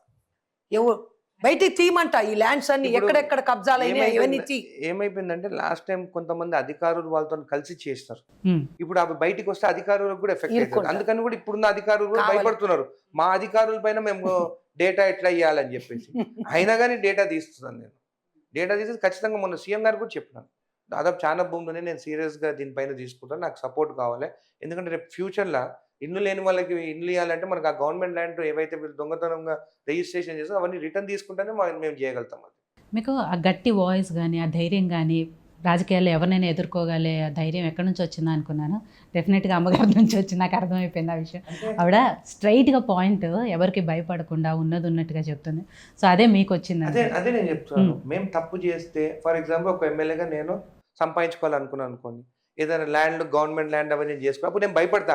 అదే నేను చేసుకున్నాను కదా, నేను వాయిస్ రేజ్ చేస్తాను వాళ్ళు దీని గురించి మాట్లాడతారని భయపడతాను. నేను అట్టడి చేయను కాబట్టి నాకేం భయం. ఎమ్మెల్యే కావాలనుకుంటే ఎమ్మెల్యే అయినా ఏం చేయగలుగుతారు ఇప్పుడు వీళ్ళు? కొంతమంది రాజకీయ నాయకులు నన్ను ఏమైనా తొక్కాలనుకుంటారు, ఎట్లా తొక్కగలుగుతారు? ఎవరు తప్పు చేస్తే వాళ్ళని ఎదురిస్తాను. నేను తప్పు చేయలేదు కాబట్టి ప్రజలను అడుగుతాను. నేను తప్పు చేస్తే శిక్షించే అధికారం నా ప్రజలకు ఉంది. వాళ్ళు చెప్పాలి నాకు నేను తప్పు చేస్తుంటే. కానీ నేను తప్పు చేయడానికి నేను భయపడను, తప్పు చేసిన వాళ్ళని నిలదీస్తాను, ఖచ్చితంగా కొట్లాడతాను, గెలుస్తాను. సో అమ్మ, ఇందాక మీరు మాట్లాడుతుంటే అంత ధైర్యంగా మాట్లాడుతుంటే నాకు ఒక డౌట్ వచ్చింది పర్సనల్గా. ఇంత మాట్లాడే మీరు, ఇంత ప్రజాసేవ మీద ఇంట్రెస్ట్ ఉన్న మీరు ఎందుకు ఎమ్మెల్యేగా పోటీ చేయలేదు? ఎందుకు అనిరుద్ధ్ గారికి ఇచ్చారు? రేపు చేస్తుంది, రిజర్వేషన్ వస్తుంది కదా. Women ఇప్పుడు అంటానే reservation ఉంటాడు మమ్మే చేస్తుంది. ఉమెన్ అయితే నాకెందుకు ఈ ఏజ్ లో అవసరం లేదు, నాకు ఇట్లే ప్రజలకు సేవ చేసుకుని నాకు ఎమ్మెల్యే కావాలని లేదని చెప్పినా కూడా ఈ మాట అన్నాడు. మీతో చెప్పిన మాట నాతో చాలాసార్లు అంటున్నాడు. ఉమెన్ వస్తే నువ్వే అంటే నాకు వద్దురా, నేను ఊరికే ప్రజాసేవ చేసుకుంటాను, ఎమ్మెల్యే కావాలని లేదు నాకు అని చెప్పి. ఓకే, ఇట్లనే హ్యాపీగా ఉంది ప్రశాంత్. ఎమ్మెల్యే మేము నిర్ణయించే కన్నా ప్రజలు నిర్ణయించాలి మేము ఎవరం నిలబడాలనేది. మేము ఇప్పుడు ఈ 4 years ఇంకా టార్గెటెడ్గా ఒక విజన్ పెట్టుకొని వర్క్ చేస్తాను. ఆ వర్క్ చేసి వాళ్ళని అడుగుతాను, వాళ్ళ నిర్ణయమే మా నిర్ణయం. సో అనిరుద్ధ్ గారు, ఇందాక మీరు మాట్లాడుతూ రెవెన్యూ డిపార్ట్మెంట్ గురించి మాట్లాడాం కాబట్టి, ప్రస్తుతం అంటే ఈ సంవత్సర కాలం నుంచి రియల్ ఎస్టేట్ చూస్తున్నాము.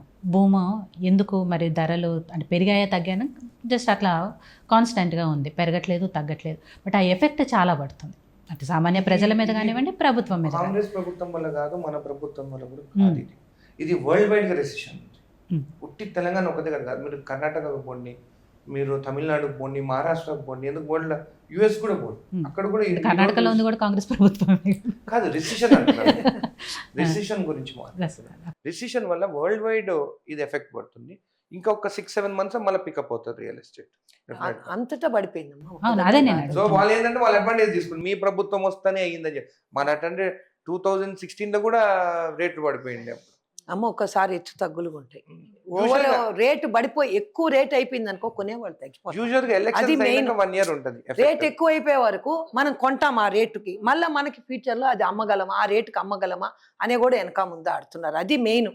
మీరు అన్నట్టుగా ప్రభుత్వం మారిన తర్వాత ఒక 6 ఒక 1 year నెలలు సంవత్సరము డౌన్ ఉంటుంది, పీరియడ్ నడుస్తుంది. బట్ ఇది మళ్ళీ ఎప్పుడు పికప్ అవుతుంది? 6-7 months పికప్ అవుతుంది. యూజువల్ ఇప్పుడు ఆల్రెడీ మా దగ్గర రిజిస్ట్రేషన్స్ బాగానే అవుతున్నాయి అని చెప్తున్నారు.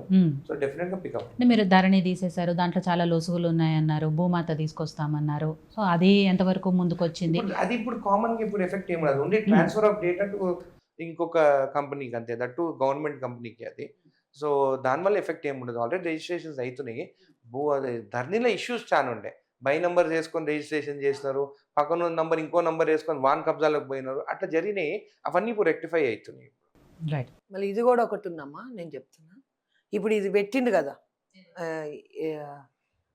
ఇప్పుడు గ్రామ సభ పెడుతున్నారు కదా, దాంట్లో కూడా వాళ్ళ టీఆర్ఎస్ వాళ్ళు కానీయకుండా చేస్తారు. డెవలప్ చేస్తే వాళ్ళకి క్రెడిట్ వస్తుందని, కావాలని వచ్చేది రెచ్చగొట్టేది, కొట్లాటలు పెట్టుకునేది, అదొకటి ఉన్నది వాళ్ళ దగ్గర. ఇప్పుడు అదే వాళ్ళు పనిచేసేది. వాళ్ళకి ఏం చేయలేదు. వాళ్ళు నేను చెప్తున్నా కదా, భూ కబ్జాలు, చెరువులు ప్లాట్లు చేసి అమ్మడం, డ్రగ్స్, రేపులు. ఇప్పుడు తగ్గింది కదమ్మా, మీరు కూడా చూస్తున్నారు కదా. డ్రగ్స్ ఉన్నదా ఇప్పుడు ఎక్కువ? చెప్పండి దాని గురించి. లిక్కర్ది ఉందా ఎక్కువ? ఎక్కడ చూసినా బెల్ట్ షాపులు, ఊరికి 10 అప్పుడు లేకుండే. ఇప్పుడు ఎక్కడ చూసినా వాళ్ళ ఆదాయం వాళ్ళకి అదే వచ్చింది. గత ప్రభుత్వం, మన ప్రభుత్వం వచ్చినాక అది కంట్రోల్ అయింది. డ్రగ్స్ కూడా చాలా కంట్రోల్ అయింది, రేప్ కానీ డ్రగ్స్ కానీ. అసలు దాన్ని పట్టించుకోలేదు, ఎవ్వరు పట్టించుకోలేదు. ఏ రాజకీయ నాయకుడు వాళ్ళని ఎవరు అడగలేదు. ఎందుకు అడగలేదు? వాళ్ళని ఎందుకు క్వశ్చన్ లేదు? ఇప్పుడు మన ప్రభుత్వం ఎట్లున్నది? అది బాగుంది కదా, చేసేటోళ్ళని అడుగుతారు ఇట్లా. అదే నేను అనేది. ఇప్పుడు అనిరుద్ధుని కూడా అంతే చేస్తున్నాడు కాబట్టి అడుగుతున్నారు. ఫోన్ ఎత్తలేదంటే నేను అదే అడుగుతా. మేమంతా ఉన్నాం కదా, మేము చేస్తున్నాం కదా. నా పెద్ద కొడుకు చేస్తున్నాడు, నేను తిరుగుతున్నాం. అనిరుద్ధుకు చెప్పకుండా కూడా మేము తిరిగేస్తున్నాం ప్రతి ఊర్లో. ఎవరికి ఆపద ఉన్నా ఏదన్నా ఉన్నా మా వంతు సాయం చేస్తూనే ఉన్నాము. ఆయన ఫోన్ ఎత్తితే మీకేం పని చేయలేడు. నేను చెప్పిన ఇప్పుడు కథ ఎమ్మెల్యే ఇంట్లో కూర్చున్నట్టు ఎక్కడెక్కడ భూములు ఉన్నాయా, ఎక్కడెక్కడ పేదవాళ్ళ భూములు ఉంటాయనుకోండి, అది తక్కువ ధరకు తీసేసుకొని రోడ్లు వేసేసుకునేది అట్లా చేస్తున్నారు. మాకు ఆ లూటీలు మాకు ఇంట్రెస్ట్ లేదు. అట్లా చేసేటోళ్ళు ఫోన్లు ఎత్తకున్నా ఏం లేదు, వాళ్ళ లీడర్లే మాట్లాడేది అనమాట. లీడర్లే వాళ్ళని ఎలగొట్టేసేది, వాళ్ళ ఇంటి లోపల కూడా రానికపోయేది. ఇప్పుడు అట్లా కాదు, నేనే స్వాగతం. నేనే చాలా మందికి భూములు కొట్లాటనున్నా అందరికీ నేను తస్వెల్ చేస్తున్నాను. అనిరుద్ధి లేకున్నా కూడా ఏ ఊర్లో వాళ్ళు వచ్చినా వాళ్ళ హెల్ప్ నేను చేశాను. కొంచెం ఫోన్ అంటే అలర్జీ నాకు. నేను పబ్లిక్ లో చెప్తున్నాను, ఫోన్ అలర్జీ, రాండి నా దగ్గర పని చేసుకోండి. ఆ రింగ్ టోన్ వస్తే నాకు ఎందుకు డైరెక్ట్ గా వచ్చి కలవండి అని ఉంటది బాగా. నాకు మమ్మీ ఫోన్ కూడా ఎత్తాను, నేను వాళ్ళేది అంటారు, మీ ఫోన్ ఎత్తడా అని అడుగుతారు. ఎత్తడు అని కావాలని వాళ్ళ ముందు ఫోన్ చేస్తాను, నేను చూస్తారు, నమ్ముతారు. నేను కావాలని చేస్తాను, వాళ్ళు నమ్మరు కదా. చూడండి నాకు ఎత్తిండా అని చెప్తా వాళ్ళకి. నేను పట్టించుకోను, నా పని నేను ఏది చేసినా నేను పట్టించుకొని, ఎవరైనా పోలీస్ స్టేషన్లో మనోళ్ళని అనవసరంగా కొట్టినా ఎస్ఐలతో కానీ ఏదో మన పని మనం పేదోళ్ళ వరకే నేను చేసేది. అది కూడా ఏమన్నా తప్పు ఉంటే మనోళ్ళకి తప్పు ఉంటే మీదే తప్పు అంట. ఇప్పుడు ఇళ్ళకి వచ్చేటోళ్ళు కూడా చాలా మంది ఉంటారు, అడుగుతారు. అట్లా టీఆర్ఎస్ కాంగ్రెస్ కాదు, ఇది ప్రభుత్వం డబ్బు, మన సొంత డబ్బు కాదు. ఎవరికి న్యాయంగా వాళ్ళకి ఇల్లు లేకపోతే వాళ్ళకి ఇల్లు వస్తుంది. మనోనికి ఇల్లు ఉన్నా కానీ ఇయ్యరు అట్లా. నేను ఇదే చచ్చిపోయినా కూడా మనోళ్ళు తప్పు అయితే నేను మనోళ్ళదే తప్పు అంట, వాళ్ళ సైడే మాట్లాడు. సో స్లోగా ఇప్పుడు కూడా ఫోన్ ఎత్తడం స్టార్ట్ చేస్తున్నా, స్లోగా ఇరిటేషన్ మోడ్ బయటకు బయటకు వస్తుంది. నేను ఫోన్ చేస్తుంటా ఒకసారి, అభివృద్ధి ఇట్లా చేసినామంటే నువ్వు ఎత్తలేదంట ఫోన్ అంటే నేను అంటే అమ్మ 6 మండలాలు, నేను ఇది కూడా చెప్తా, 6 మండలాలలో ఎన్ని విలేజ్లు ఉన్నాయి, ఒక్కొక్కరు ఆయన ఏం పని చేసుకునేది అవసరం లేదు, మీ డెవలప్ కూడా చేయలేడు, ఈ ఫోన్లు మాట్లాడుకుంటుంటాడు అని నేను ఇదే చెప్తాను. ఫోన్తోనే పరిమితం అయిపోతాడు. మెసేజెస్ ఏది వచ్చినా కానీ ఇమీడియట్ రిప్లై చేస్తా. మెసేజెస్ రిప్లై ఉంటుంది హాస్పిటల్స్కి, నాకు ఇమీడియట్గా తెలిసిపోతుంది ఎవరు దేని ఫోన్ చేస్తారు, వాళ్ళు మెసేజ్ పెడతారు. ఇమీడియట్ హాస్పిటల్ ఏది ఉన్నా కానీ మనం 100% సపోర్ట్ ఉంటాము. వాళ్ళు ఏమైనా అర్జెంట్ ఉంటే కూడా వాళ్ళకి కూడా అర్థమైంది, మెసేజ్ పెట్టేస్తారు అన్న ఇది అర్జెంట్ ఉందన్నా కానీ ఇమీడియట్గా ఐ కాల్ బ్యాక్. సో అది ఆల్మోస్ట్ ఏదైనా అవసరం ఉన్నా కూడా నేను వెళ్ళిపోతా స్పాట్ మీదకి, ఎవరికన్నా ఏమన్నా అయినా యాక్సిడెంట్ అయినా నేను ఉంటాడా. మీ ప్లేస్ ఎట్లాగో మీరు లేనప్పుడు ఆవిడ రీప్లేస్ చేస్తున్నారు కాబట్టి అంటే నేను లేనప్పుడు నేను కూడా మమ్మీకి ఫోన్ చేసి చెప్తాను, మమ్మీ ఎవరైనా ఏమన్నా ఉంటే కూడా చెప్తాడు, అర్జెంట్ వెళ్ళిపో అమ్మ నువ్వు వెళ్ళిపో, పలానూరులో ఇట్లా అయింది నువ్వు పో మమ్మీ అంటే నేను పోతా. వాళ్ళు కూడా నాకు ఇప్పుడు అలవాటు అయిపోయి నాకే ఫోన్లు కొడతారు, అక్కడ ఇది ఉందమ్మా మనం రావాలా, ప్రోగ్రామ్ ఉంది మీరు వచ్చేయండి అంటారు. ఇప్పుడు అందుకే పోయినా, స్కూల్ శంకుస్థాపన దానికే పోయి వచ్చిన ఒక ఊరికి, ఇంకొక ఊర్లో షూజులు ఇచ్చిరాని మనం సొంతంగా ఇస్తున్నాం కదా, అక్కడ పోయి వచ్చిన. ఇంకా కొన్ని ఊర్లు ఉన్నాయి, అవన్నీ ఈరోజు డ్రాప్ చేసుకున్నా, రేపు ఇస్తానని చెప్పేసి. సో ప్రస్తుతం అంటే గ్రామ సభలు జరుగుతున్నాయి కాబట్టి కాంగ్రెస్ పార్టీకి సంబంధించినవి, ప్రభుత్వానికి సంబంధించిన గ్రామ సభల్లో ప్రజలు ఎలాంటి సమస్యలు మీ దృష్టికి తీసుకొస్తున్నారు? మెయిన్ ఇప్పుడు 4 స్కీమ్స్ పైన మేము మాట్లాడుతున్నాం. ఫస్ట్ గ్రామ సభలో వాళ్ళు చాలా మంది పెన్షన్స్ గురించి మాట్లాడుతున్నారు, దాని తర్వాత మహిళలకు 2500 రూపీస్ ఇస్తామని చెప్పినాము, ఆ స్కీమ్స్ మేము చెప్పినాం కదా, అవి కూడా అడుగుతున్నాం, చెప్తున్నాము. 1 by 1 వీళ్ళు ఇంప్లిమెంట్ చేస్తున్నాము. ఈ 4 స్కీమ్ ఇప్పుడు ఇంప్లిమెంట్ అవుతున్నాయి. ఆల్రెడీ రైతు రుణమాఫీ కూడా చేసినాము. కొంతమంది కాలేదనేది కూడా మేము ఎందుకు కాలేదనేది కూడా చెప్పినాం, ఎందుకంటే లింకింగ్ ఆఫ్ బ్యాంక్ అకౌంట్స్ కానీ ఆధార్ కార్డు ఇవి మిస్ మ్యాచ్ అయినవి కూడా కొన్ని కాలేదు, అవి కూడా చెప్పినాము. ఆల్మోస్ట్ 269 crores నా జడ్చల కాన్స్టిట్యున్సీకి రుణమాఫీ జరిగింది. ఓకే, 269 crores 32,000 మందికి రుణమాఫీ జరిగింది. జరిగింది ఎంతమందికి? 2 లక్షల మంది, 3,000 మందికి. సో టీఆర్ఎస్ వాళ్ళ టార్గెట్ ఏంది? 32,000 మందికి ఇచ్చిన గురించి మాట్లాడరు. 3,000 మందికి రాలేదు కదా, 3,000 మందికి రాలేదు కదా. నేను అదే అంటున్నాను, అరే 32,000 మందికి మీకు రుణమాఫీ జరుగుతానేమో, మీరు థ్యాంక్స్ కరెక్ట్గా బయటకు వచ్చి చెప్తారు. ఎందుకంటే వాళ్ళు కూడా మేము ఎందుకు వచ్చి చెప్పుకోవాలి, ఎవరైనా ఏముంటుంది రుణమాఫీ నాకు వచ్చిందని వేరే వాళ్ళు అంటారు, అరే నీకు రుణమాఫీ అయింది కదా అని అంటారు, చెప్పుకోరు వాళ్ళు. ఈ 3,000 మంది వల్ల వాళ్ళు ఇష్యూ చేస్తారు. నేను అది కూడా అంటున్నాను, 3,000 మంది కూడా ఇష్యూస్ ఏమైనా కూడా మేము సార్ట్అవుట్ చేస్తున్నాం. మేము ఖచ్చితంగా వాళ్ళకు కూడా నిర్ణయం తీసుకుంటాం, వాళ్ళకు కూడా జరుగుతుంది. వాళ్ళకి కానీ ఏ రీజన్, కొంతమంది ఎంప్లాయీస్ ఉండొచ్చు, అవన్నీ మేము వాళ్ళకి బయట తెలియదు కదా. అందుకే ఈ గ్రామ సభలు అన్ని నోటీస్ బోర్డ్స్ పైన అతికేసాం, ఎంతమందికి రుణమాఫీ అయింది, ఏ గ్రామాలకు ఎంత అయింది అనేది నోటీస్ బోర్డులో పెట్టినాం. దాని తర్వాత వేరే స్కీమ్స్, బస్సెస్ మహిళలకి, అది ఫ్రీ ఉంటే కూడా 1-2తో వీడియోలు పెట్టిస్తారు, మాకు ఎందుకు కావాలి, మాకు సీట్ లేదని. మొన్న ఒక ఆయన అన్నాడు, సార్ మీరు మహిళలకి మీరు ఇది ఫ్రీ బస్ ఉంది, వాళ్ళు మొత్తం సీట్ ఆక్యుపై చేసుకుని ఉన్నారు, మేము నిలబడి ఉన్నాం అన్న. నేను అన్న ఒకటి, అరే మహిళలు ఎప్పుడు వచ్చినా కానీ మనం కూర్చున్నా కానీ మనం లేచి వాళ్ళకి సీట్ ఇస్తాం, టికెట్ కొన్నప్పుడు కూడా. ఈ రోజు కొత్తగా ఎందుకు మాట్లాడుతున్నారు, వాళ్ళు కూర్చుంటారు అంటే మేము మహిళలను లేపి మీరు కూర్చోవాలనుకుంటారు, ఇది కరెక్ట్ కాదు. బస్సు ఫ్రీ అనేది మాకు ఫ్రీ కావాలని మీరు అడగండి, అది అడగొచ్చు మీరు, వాళ్ళకే ఫ్రీయా మాకు మొగోళ్ళకి లేదా అని. వాళ్ళు కూర్చుంటున్నారు అనేది మాత్రం తప్పు. మహిళలు కూడా మాకు ఫుల్ అయిపోయిన సీట్లు లేవని అంటున్నారు. ఒక్కటి ఏంటంటే ఆ రోజు ఎలక్షన్స్ ముందు కూడా చెప్పినాం, మీ కూతురు దగ్గర పోవాలంటే మీకు టికెట్ పైసలు ఉంటుంది, మీకు గుడికి పోవాలంటే కూడా మీకు మీరు యాదాద్రికి పోవాలన్నా కానీ కూడా, మీరు 1000 పిల్లర్స్ దగ్గర వరంగల్ పోవాలన్నా కానీ కూడా, మీరు భద్రాచలం పోవాలని ఇప్పుడు ఫ్రీగా పోవచ్చు మీరు మహిళలు.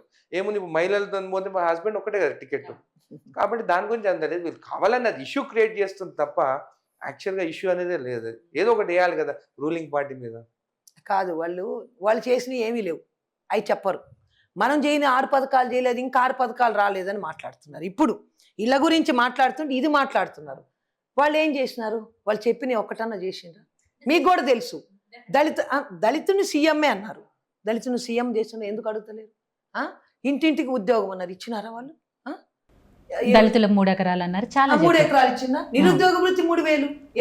నేను అదే అంటాను శశికళ గారు, ఏదైతే వాళ్ళు చెప్పారో అవన్నీ చెయ్యలేదు కాబట్టి ఆ ప్రభుత్వాన్ని కాదనుకున్నారు, కాంగ్రెస్ ప్రభుత్వాన్ని ఎంచుకున్నారు. బట్ ఇప్పుడు కాంగ్రెస్ ప్రభుత్వం మరి ఏం చేస్తా అన్నది 1 year లో అనేది అడుగుతారు కదా definitely గా. అడుగుతారు. 1 year కదా, 10 ఏళ్ల నుంచి మీరు ఎందుకు అడగలేదు? 10 ఏళ్ల నుంచి ఎవరు అడగలేదు కదా. ఎవరైనా అడిగినరా? వాళ్ళు ఏం చెప్తే అది భయపడుతున్నారు, అడగలేదు. మనకి ఇప్పుడు వాళ్ళకి ధైర్యం వచ్చింది, వినేవాళ్ళు ఉండారు కాబట్టి. అది చెప్పండి. 1/1 స్కీమ్స్ ఇంప్లిమెంట్ అన్ని చేస్తానే ఉన్నారు. ఎందుకు చేయలేదు? అన్ని చేస్తున్నారు.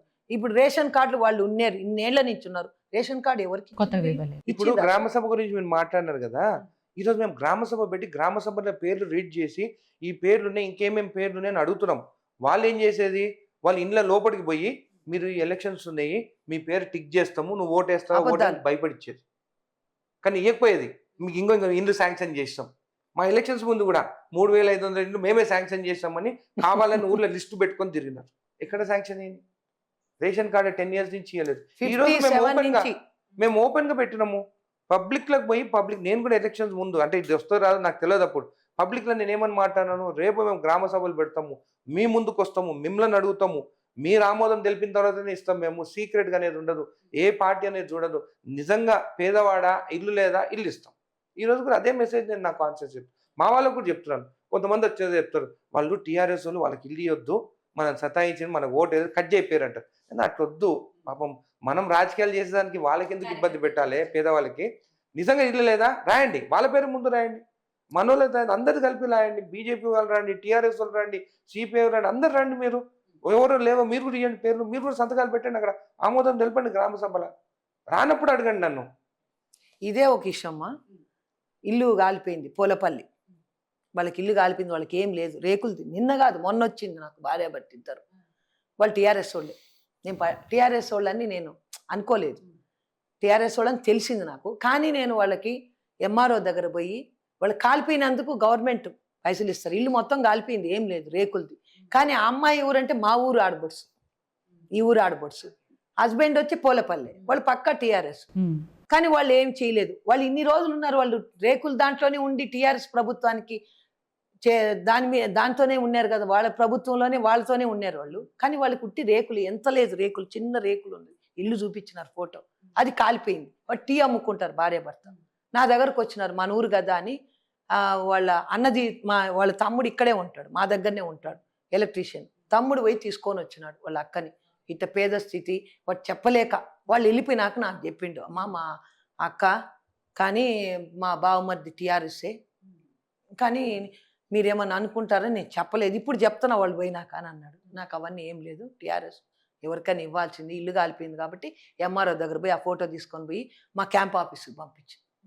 అవన్నీ అనిరుద్ధి కూడా తెలియదు నేను చేసేటి కొన్ని చెప్పను. వాళ్ళకి సాయం అందిందా? వాళ్ళకి సాయం అందిందా? ఇప్పుడే కదా మరి నిన్ననే పోయినా, అందుతుంది.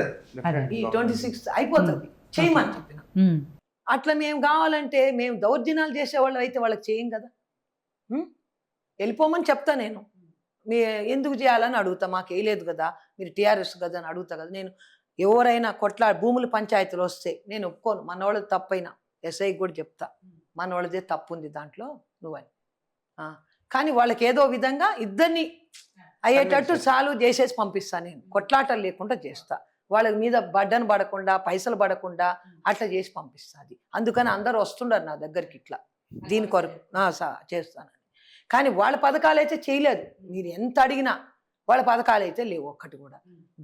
జడ్చలకు 1 yearలో ఎంత ఫండ్ తెచ్చిందో అందరికి తెలుసు, రోడ్లు తెలుసు, రోడ్లు పోయి చూస్తే మీకే అర్థమవుతుంది.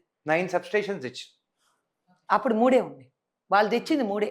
లక్ష్మారెడ్డి 10 ఏళ్ల నుంచి 3 సబ్స్టేషన్, అదనంగా 9 తీసుకొచ్చారా లేకపోతే 6 వచ్చినాయి? న్యూ 9. ఆ 3 కాక ఇప్పుడు మళ్ళీ 9.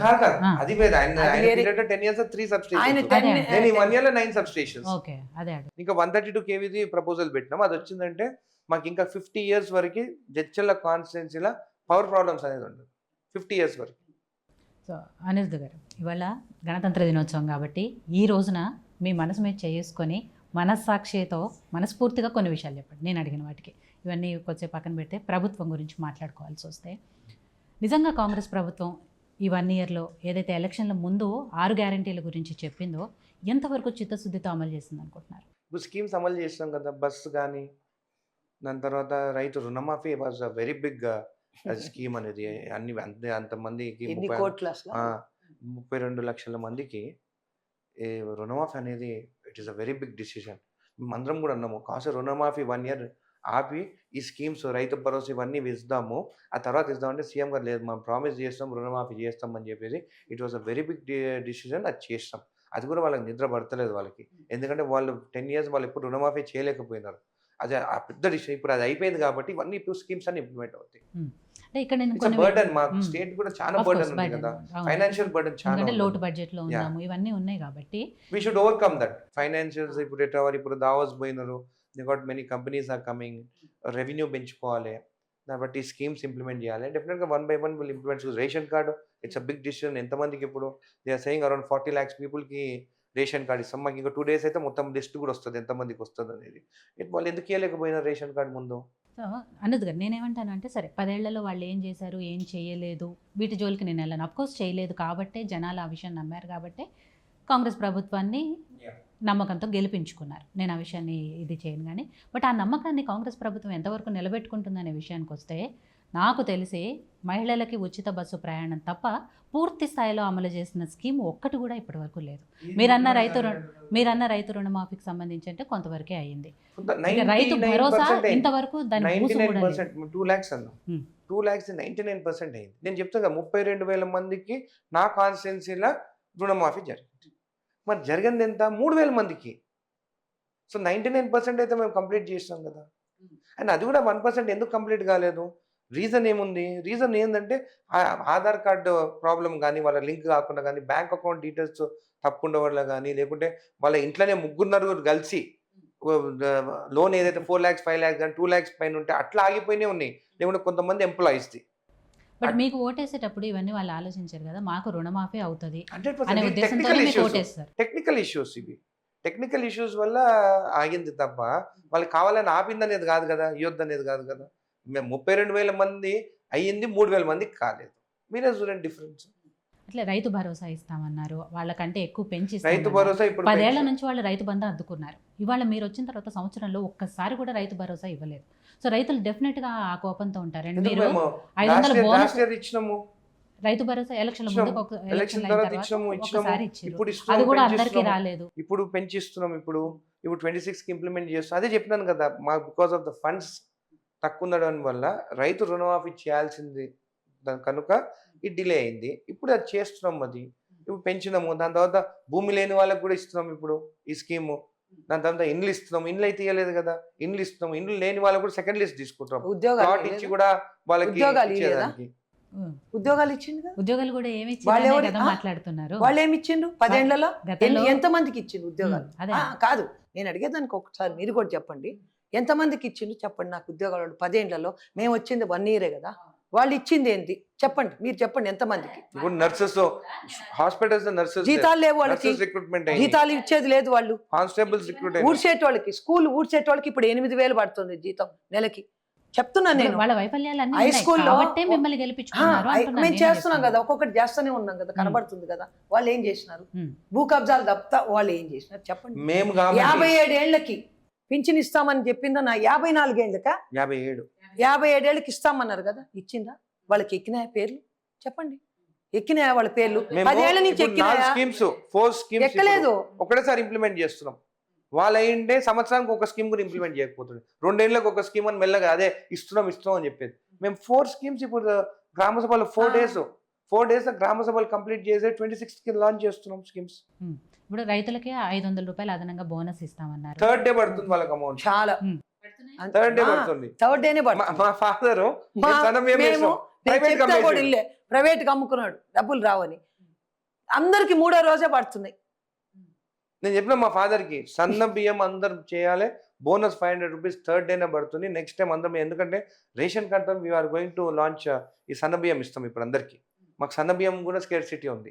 బట్ ఎందుకు మరి రైతుల నుంచి వ్యతిరేకత వస్తుంది? అంటే జడ్చర్ల నియోజకవర్గం ఒకటే కాదు, నేను ఓవరాల్ గా మాట్లాడుతున్నాను, అన్ని నియోజకవర్గాలు రైతుల నుంచి కాంగ్రెస్ ప్రభుత్వం మీద వ్యతిరేకతగా ఉన్నారు. వాళ్ళు రుణమాఫీతో చాలా సంతోషంగా ఉన్నారు అందరూ. సివిల్ సప్లైస్ డిపార్ట్మెంట్ కూడా మమ్మీ, సివిల్ సప్లైస్ డిపార్ట్మెంట్ కూడా ఇప్పుడు ఎంత 3 days లో మనీ వాళ్ళకి పడ్డాయి. మనకి ప్రతి ఒక్క రైతు హ్యాపీ ఉన్నారు.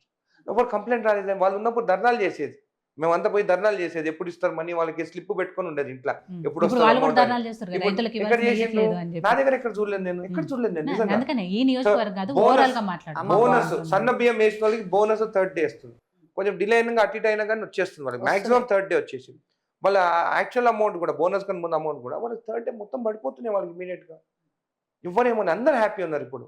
కానీ కాంగ్రెస్ ప్రభుత్వము ఇచ్చిన 6 గ్యారెంటీలకు సంబంధించి ఎక్కడ మాట నిలబెట్టుకోవట్లేదు కాబట్టి ఎప్పటికప్పుడు డైవర్షన్ పాలిటిక్స్ చేస్తుంది అని.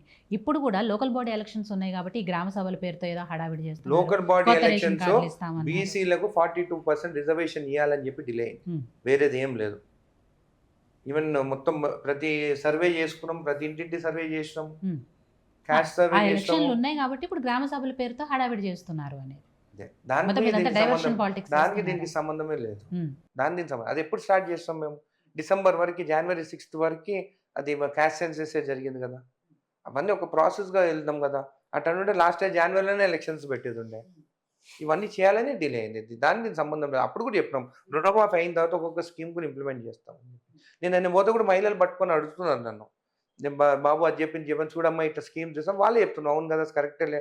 ముందు మొన్న ఎవరైనా పిలిచి మాట్లాడేదా మమ్మల్ని, వాళ్ళే రాసుకునేది, లేదు. లేకుంటే వాళ్ళకి ఏమన్నా అస్సలు లంచాలు ఇస్తే పబ్లిక్ లోకి వచ్చేవాళ్ళు కాదు, వాళ్ళ తప్పులు అడుగుతారని వాళ్ళు ఏమన్నా మాట్లాడుతుంటే ఇట్టి అనుకుంటే వెళ్ళిపోయేవాడు, అంతే.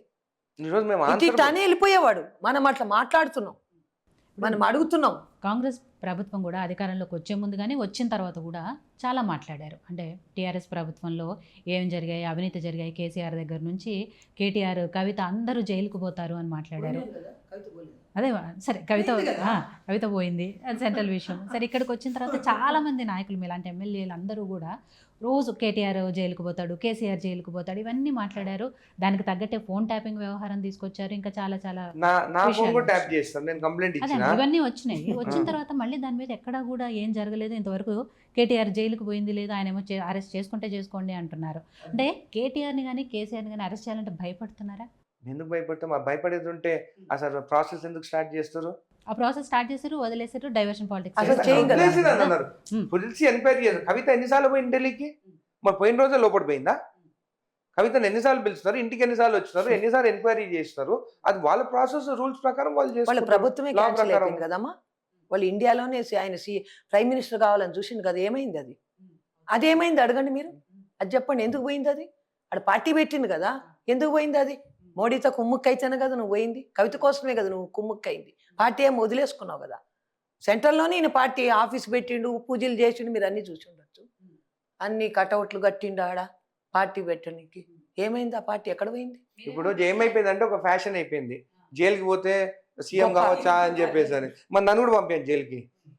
అంటే చాలా మంది ఖైదీలు ఉన్నారు జైల్లో, అందరు సీఎంలు అయిపోతారా? ఇప్పుడున్న సీఎం కూడా అదే అయ్యారు కదా. అట్లా కాదు కదా ఆ ఇష్యూ. ప్రైమ్ మినిస్టర్ ఎందుకు కాలేదని నేను అడిగేది మీతో. ఎందుకు కాలేదు? నెక్స్ట్ టైం అవుతారనే చెప్తున్నారు. ఇప్పుడు మొన్న ఎందుకు కాలేదు? మన సీఎంఏ పోయినాడు, ఇప్పుడు సీఎంఏ కాలేదు, ప్రైమ్ మినిస్టర్ అవుతుండే కదా. ఎందుకు మోడీతో తలబడలేదు? ఎందుకు మరి వేరే దగ్గర ఎందుకు నిలబెట్టలేదు? సరే, మీరు అంటున్నారు పంజాబ్ లో ఇచ్చొచ్చిండాడు రైతులకి, ఈడెందుకు ఇలేదు రైతులకి? పంజాబ్ లో దేనికి ఇచ్చిండు? ఈయన ప్రైమ్ మినిస్టర్ కావాలని. అక్కడ కూడా కొంతమందికి ఇలేదంట, బ్యాంకు పోయి వాపసు వచ్చిండట. అవన్నీ ఎందుకు అడుగుతలేరు? పంజాబ్లో మోసం చేసినట్టే కదా. పోయి ఒక 500 కార్లు మన పైసలు పెట్టి తీసుకోబోయింది కదా పార్టీ పెడతానని. 1000 కార్లు పోయినాయి వెనక ఢిల్లీకి. అవన్నీ ఎందుకు అడుగుతలేరు? ఏమైంది ఆయన పార్టీ? అడగండి. సో ఇందాక అంటే జనాలు అడగట్లేదు ఎందుకు అంటే జనాలు ఎప్పుడు కూడా అడిగే ఛాన్స్ రాకపోయినప్పటికీ, వాళ్ళకి ఆ స్వేచ్ఛ లేకపోయినప్పటికీ ఓటు రూపంలో వాళ్ళు తీర్పు చెప్తారు.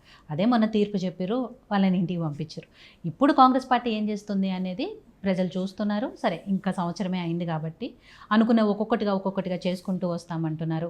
ప్రజలు కూడా అదే దాంట్లో ఉన్నారు, చేస్తారు అనే దాంట్లో. ఎంతవరకు చేస్తారు అనేది ఎమ్మెల్యేల చేతుల్లో, అలాగే రేవంత్ రెడ్డి గారి చేతుల్లో ఉంది కాబట్టి. సరే, ప్రస్తుతానికి పబ్లిక్ కూడా అంటున్నారు అట్లనే.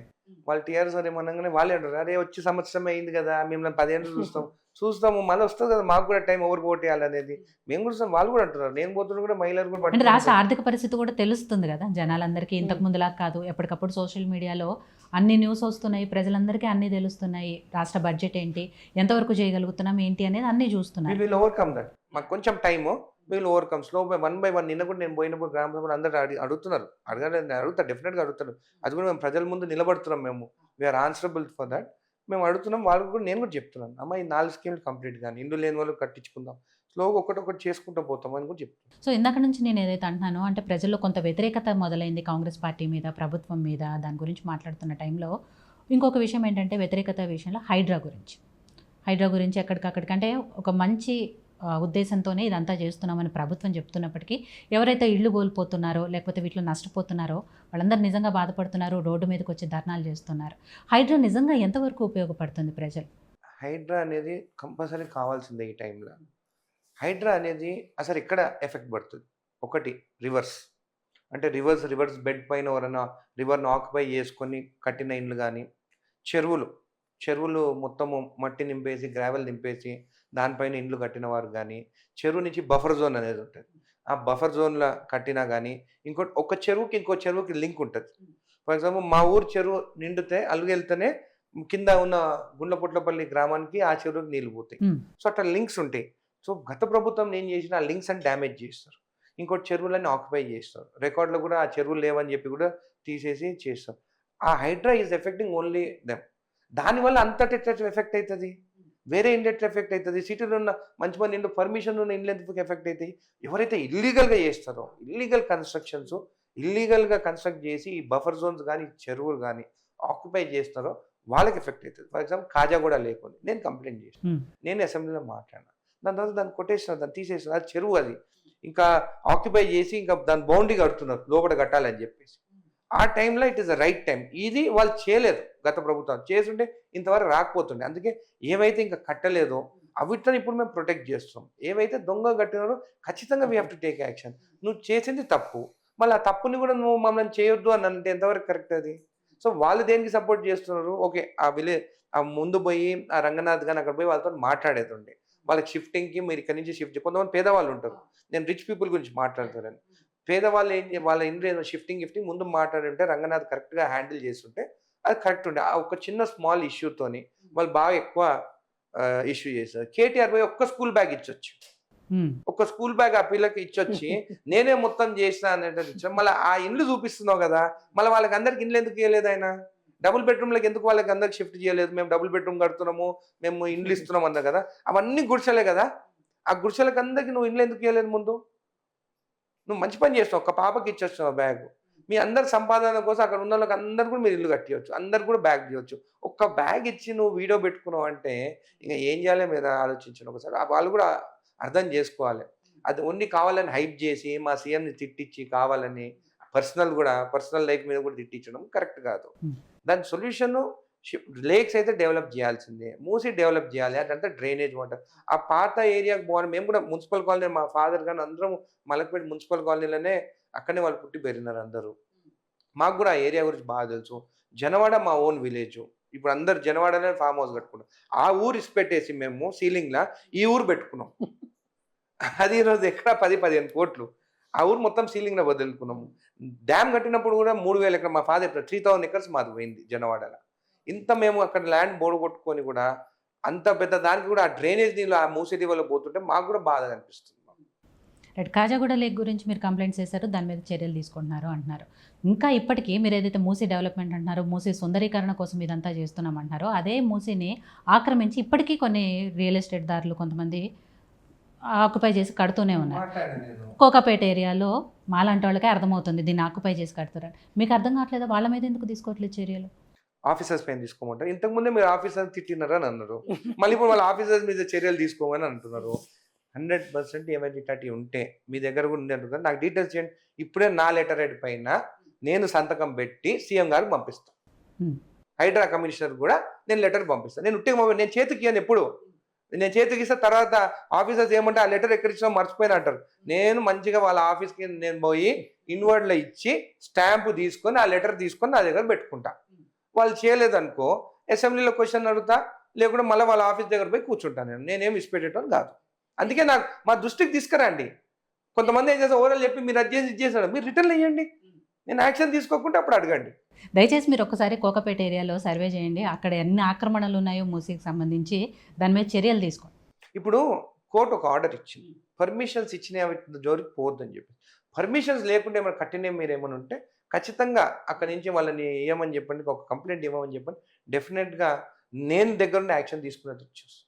అట్లా మీ మీద ఇందాక ఏవైతే ఆరోపణలు ఉన్నాయన్నానో లేకపోతే స్వపక్షంలో విపక్షంలో ఆరోపణలు ఏం లేదు, నేను ఏం చేయలేదు. ఆ. ఏది ఉన్నా కానీ నేను మళ్ళీ వచ్చి ప్రశ్నలే మాట్లాడతాను. అది. వాటన్నిటిలో భాగంగా ఒకటి స్వపక్షంలోనే విపక్షంగా ఉంటున్నారు అనేది వీటన్నిటిలో at the same time Anirudh Reddy గారు, కోమటిరెడ్డి వెంకటరెడ్డి గారి మనిషి, వీళ్ళందరూ కూడా ఒక వర్గంగా ఉంటున్నారు అనేది ఒకటి వస్తుంది. ఇంకోటి ఏంటంటే సీఎం రేవంత్ రెడ్డి గారి మీద బీఆర్ఎస్ నాయకులు, బీజేపీ నాయకులు వీళ్ళందరూ మాట్లాడినా కూడా ఎక్కడ పార్టీకి సంబంధించిన కాంగ్రెస్ పార్టీకి సంబంధించిన ఎమ్మెల్యేలు, ఆ పార్టీ నాయకులు వ్యతిరేకించట్లేదు, దీన్ని ఎక్కడ ఖండించట్లేదు, మొత్తం అన్ని వర్గాలుగా చీలిపోతున్నాయి. నిన్నగాక మొన్న కూడా గాంధీ భవన్లో యూత్ కాంగ్రెస్ నాయకులు కొట్లాడుకున్నారు. అంటే గాంధీ భవన్లో ఇవన్నీ ఎప్పుడు కాంగ్రెస్ పార్టీలో ఇవన్నీ పరిపాటి అని ఎప్పటి నుంచో అందరికీ తెలుస్తూనే ఉంది. దాన్ని ఇంకా ప్రూవ్ చేసుకున్నారు. మీలాంటి యువ నాయకులు వచ్చిన తర్వాత కూడా దీన్ని ఎందుకు చేంజ్ చేయలేకపోతున్నారు కాంగ్రెస్ పార్టీ? సీఎం గారి గురించి ఎవరైనా మాట్లాడినా కానీ ఫస్ట్ రెస్పాండ్ అయ్యారు కోమటిరెడ్డి వెంకటరెడ్డి గారు. ఇక్కడ వర్గం అనేది ఏం లేదు. కోమటిరెడ్డి గారే ఇప్పుడు రేవంత్ రెడ్డి వర్గం. అసలు రేవంత్ రెడ్డి గారే మా సీఎం, ఆయనకి అందరం ఆ వర్గం. మొత్తం మా 65 మంది ఎమ్మెల్యేలు కానీ మేమందరం ఆయన వర్గమే. ఆయనని మా అధిష్టానం ఏజీసీ నిర్ణయించింది, ఆయన సీఎం అని, ఆయన మా లీడరు. మేమందరము ఆయన వెనకాలనే ఉన్నాము. ఇప్పుడు ఎందుకు ఎమ్మెల్యేలు మాట్లాడాలని మాకు ఒక ఇది ఉంటుంది మా పార్టీలో. అంటే వర్కింగ్ ప్రెసిడెంట్స్ కానీ ఎవరైతే మీడియా ముందు మాట్లాడేదాన్ని మీడియా కోఆర్డినేటర్స్ కానీ అట్లుంటారు, వాళ్ళు మాట్లాడాలి ఫస్ట్. దాని తర్వాత డెఫినెట్గా మేము కూడా ఏది ఉన్నా కానీ కూడా మేము డెఫినెట్గా మేము మాట్లాడతాము, ప్రెస్కి మాట్లాడతాము. ఎక్కువ మాట్లాడే మావి టీవీలు ఎక్కువ వస్తలేవు. వాళ్ళు టీవీలు వేస్తే మావి కూడా వస్తాయి. మీకు ఏంటంటే హైదరాబాద్ ఉండే ఛానల్స్తో చూస్తున్నారు, మేమేమో డిస్ట్రిక్ట్లలో మేము మా నియోజకవర్గంలో మాట్లాడతాం. అవి ఎక్కువ టీవీలలో ఛానల్ వేస్తే మా పేరు కూడా వస్తుంది. మేము సోషల్ మీడియా ఉంది కదా ఇప్పుడు, ఎక్కువ ఛానల్స్ సోషల్ మీడియాలో మాట్లాడుతున్నాం కదా మేము. 100% మేము అంతా వర్క్ ఓరియంటెడ్. చాలా మంది వీఆర్ ఇంజనీర్స్ ఉన్నాం, ఇప్పుడు ఎమ్మెల్యేస్, డాక్టర్స్ ఉన్నాము. మేము వాళ్ళలాగా రౌడీజం అట్లా చేసి అరిచి గలీజ్ మాటలు మాట్లాడడం కాదు. వాళ్ళు అరుస్తుంటే గలీజ్ మాటలు మాట్లాడుకుంటే మాకు నవ్వు వస్తున్నారే. మేము అసెంబ్లీలో ఉన్నాం, మేము ఏదో మా కాన్స్టిట్యున్సీ కోసం డెవలప్మెంట్ కోసం ఎమ్మెల్యేలు అయితే మేము అసెంబ్లీలో అరుచుకో అన్న తిట్టుకో అన్న ముందు పేపర్లు ఇసురు కొట్టుకునేది, ఒకరికొకరు తిట్టుకునేది, చెప్పులు చూపించుకునేది, అట్లా గలీజ్గా కొన్నిసార్లు అసెంబ్లీలో జరిగింది. అప్పుడు మేము చూసినప్పుడే ఏంది ఇది అసెంబ్లీయా లేకుంటే ఏంది ఇది చిల్లరగాని లాగా ఉన్నారు కొంతమంది అని అనుకునేది. అట్లాంటి మేము ఎందుకు అరుస్తాం, మేము ఎందుకు తిరుగుతాము? మేము మైక్ పట్టుకున్నామంటే మా కాన్స్టిట్యున్సీకి ఫండ్ కావాలి, పేద ప్రజలకు ఇల్లు కావాలి, ఇవే మాట్లాడతాం తప్ప అవినీతి గురించి మాట్లాడడం తప్ప వాళ్ళలాగా చిల్లరగా కానీ తిట్టడము ఫ్యామిలీల పైన. రేవంత్ రెడ్డి గారు తిట్టట్లేదా? ఇప్పుడు తిడుతూనే ఉన్నారు కదా ఆయన భాషలో రేవంత్ రెడ్డి గారు. కొత్త జనరేషన్ ఎమ్మెల్యేస్ గురించి నేను అదే అన్న, ఆ మార్పు రావాలి అంటాను. గాంధీ భవన్ లో యూత్ కాంగ్రెస్ నాయకులు మొన్న కొట్లాడుకున్నారు కదా, చూసి అదే ఆఫీస్ అది. డెఫినెట్గా దానిపైన కూడా సీఎం గారు కూడా సీరియస్ గా చెప్పినారు వాళ్ళకి, నెక్స్ట్ టైం ఇట్లా జరగొద్దని చెప్పేసి. సో 65 మంది ఎమ్మెల్యేలు రేవంత్ రెడ్డి గారి వర్గమే అని మీరు చెప్తున్నారు. బట్ సీఎం చెప్తున్నారు, అంటే రేవంత్ రెడ్డి గారు చెప్పిన విషయం ఏంటంటే కొంతమంది ఎమ్మెల్యేలు కానీ మంత్రులు కానీ వాళ్ళ పనితీరు ప్రోగ్రెస్ రిపోర్ట్ వచ్చింది, 29 మంది ఎమ్మెల్యేల పనితీరు బాగోలేదు అని. అందులో అనిరుద్ధ్ రెడ్డి గారి పేరు ఉందా లేదా? రేవంత్ రెడ్డి గారు డైరెక్ట్ ఎక్కడ చెప్పినారు? 29 మంది ఎమ్మెల్యేలది పనితీరు బాగోలేదని, 2 మంత్రుల పనితీరు బాగోలేదని ఆయన ఓపెన్ గానే చెప్పారు. 29 మంది డెఫినెట్గా నా పేరు అయితే దాంట్లో నేను నంబర్ 1లోనే ఉంటా. ఏది పని బాగా చేసేదంటే నంబర్ 1లో నేను ఉంటా. అది మా ప్రజలు చెప్పాలి. మా ప్రజలు చెప్పినంత వరకు మేము నంబర్ 1. అంటే స్కూల్లో ప్రోగ్రెస్ రిపోర్ట్ ఎప్పుడు నెంబర్ 1 వచ్చింది, ఇందాక అమ్మగారు చెప్పినట్టు. అట్లా ఎమ్మెల్యేగా కూడా నెంబర్ 1లో ఉన్నారని మీరు ఒకసారి చూస్తే తెలుస్తుంది. ఇది మా జడ్చల తిరిగితే నియోజకవర్గంలో అదే అన్నాను. మీరు ఒకసారి చూస్తే తెలుస్తుంది. బాలనగర్ మండలంలో రోడ్లు చూడండి, 4 ట్రాక్ రోడ్ లాగా ఉంది. నేను అన్నా ఇంకొక రోడ్ వేయొచ్చు ఇంకొక ఊర్లో. నేను అన్నా అనిరుద్ధితోని, ఇంత పెద్ద రోడ్ వేయిస్తున్నావు ఇక్కడ అని. ఆ ఊర్లో పోవాలంటే అందరం భయపడేది. నేను క్యాన్వాసింగ్ పోవాలన్నా ఎవరైనా చనిపోతే పోనికి. బాలనగర్ మండలం అంత అధ్వానంగా ఉండేది రోడ్డు. ఎగిరెగిరి ఎత్తేస్తే నడువులంతా పోయేది. అందరూ వచ్చి నడువుల నొప్పులు, కాళ్ళ నొప్పులు. ఇప్పుడు చూస్తే ఆ రోడ్డుకి రేట్లు పెరిగిపోయినాయి, రోడ్డు బాగైంది. వాళ్ళు ఇప్పుడు చెప్తున్నారు 70 లక్షలు 80 లక్షలు ఉండిందంట ఎకరా, ఇప్పుడు 1.5 కోటికి అడుగుతున్నారంట. ఈ రోడ్డు పడుతున్నందుకు చూసి, ఆ రోడ్డు చూసి మొత్తం వస్తున్నారంట కొంటేందుకు. మీరు పడిపోయింది అన్నారు కదా, ఏం పడిపోలేదు. ముందు ఏం చేసేది తెలుసా, వాళ్ళు రోడ్ శాంక్షన్ అయితే మాకు తెలుసు కదా ఎమ్మెల్యేస్ కి, వాళ్ళు పోయి అక్కడ ల్యాండ్స్ కొంటున్నారు. ఎమ్మెల్యేలు రోడ్స్ కొనుక్కొని అప్పుడు రోడ్ వేయించేది. ఓకే, ముందు వాళ్ళ ల్యాండ్స్ కొనుక్కున్న తర్వాత మీకు అవన్నీ తెలియదు కదా.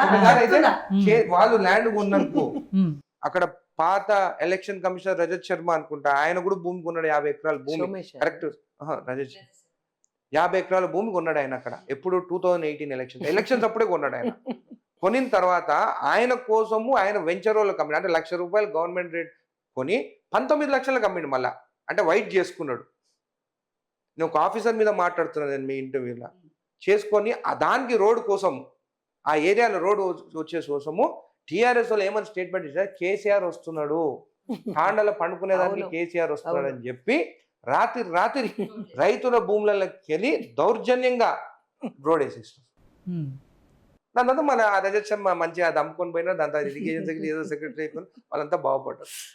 కానీ రైతులకు మాత్రం నష్టం జరిగింది. సో ఇట్లా జరిగింది. అప్పుడు అధికారులు, రాజకీయ నాయకులు ఇద్దరు ఒకటి అయితే అవినీతి పెరుగుతుంది. ఇద్దరు ప్రజల కోసం పనిచేస్తే అవినీతి అంతమవుతుంది. మీరు అన్నట్టుగా ఇందాక యువ నాయకులు వచ్చిన తర్వాత ఎలా అయితే మార్పులు చేర్పులు జరుపుకుంటూ వస్తున్నాయి, అందులో మెయిన్గా అవినీతి అనేది.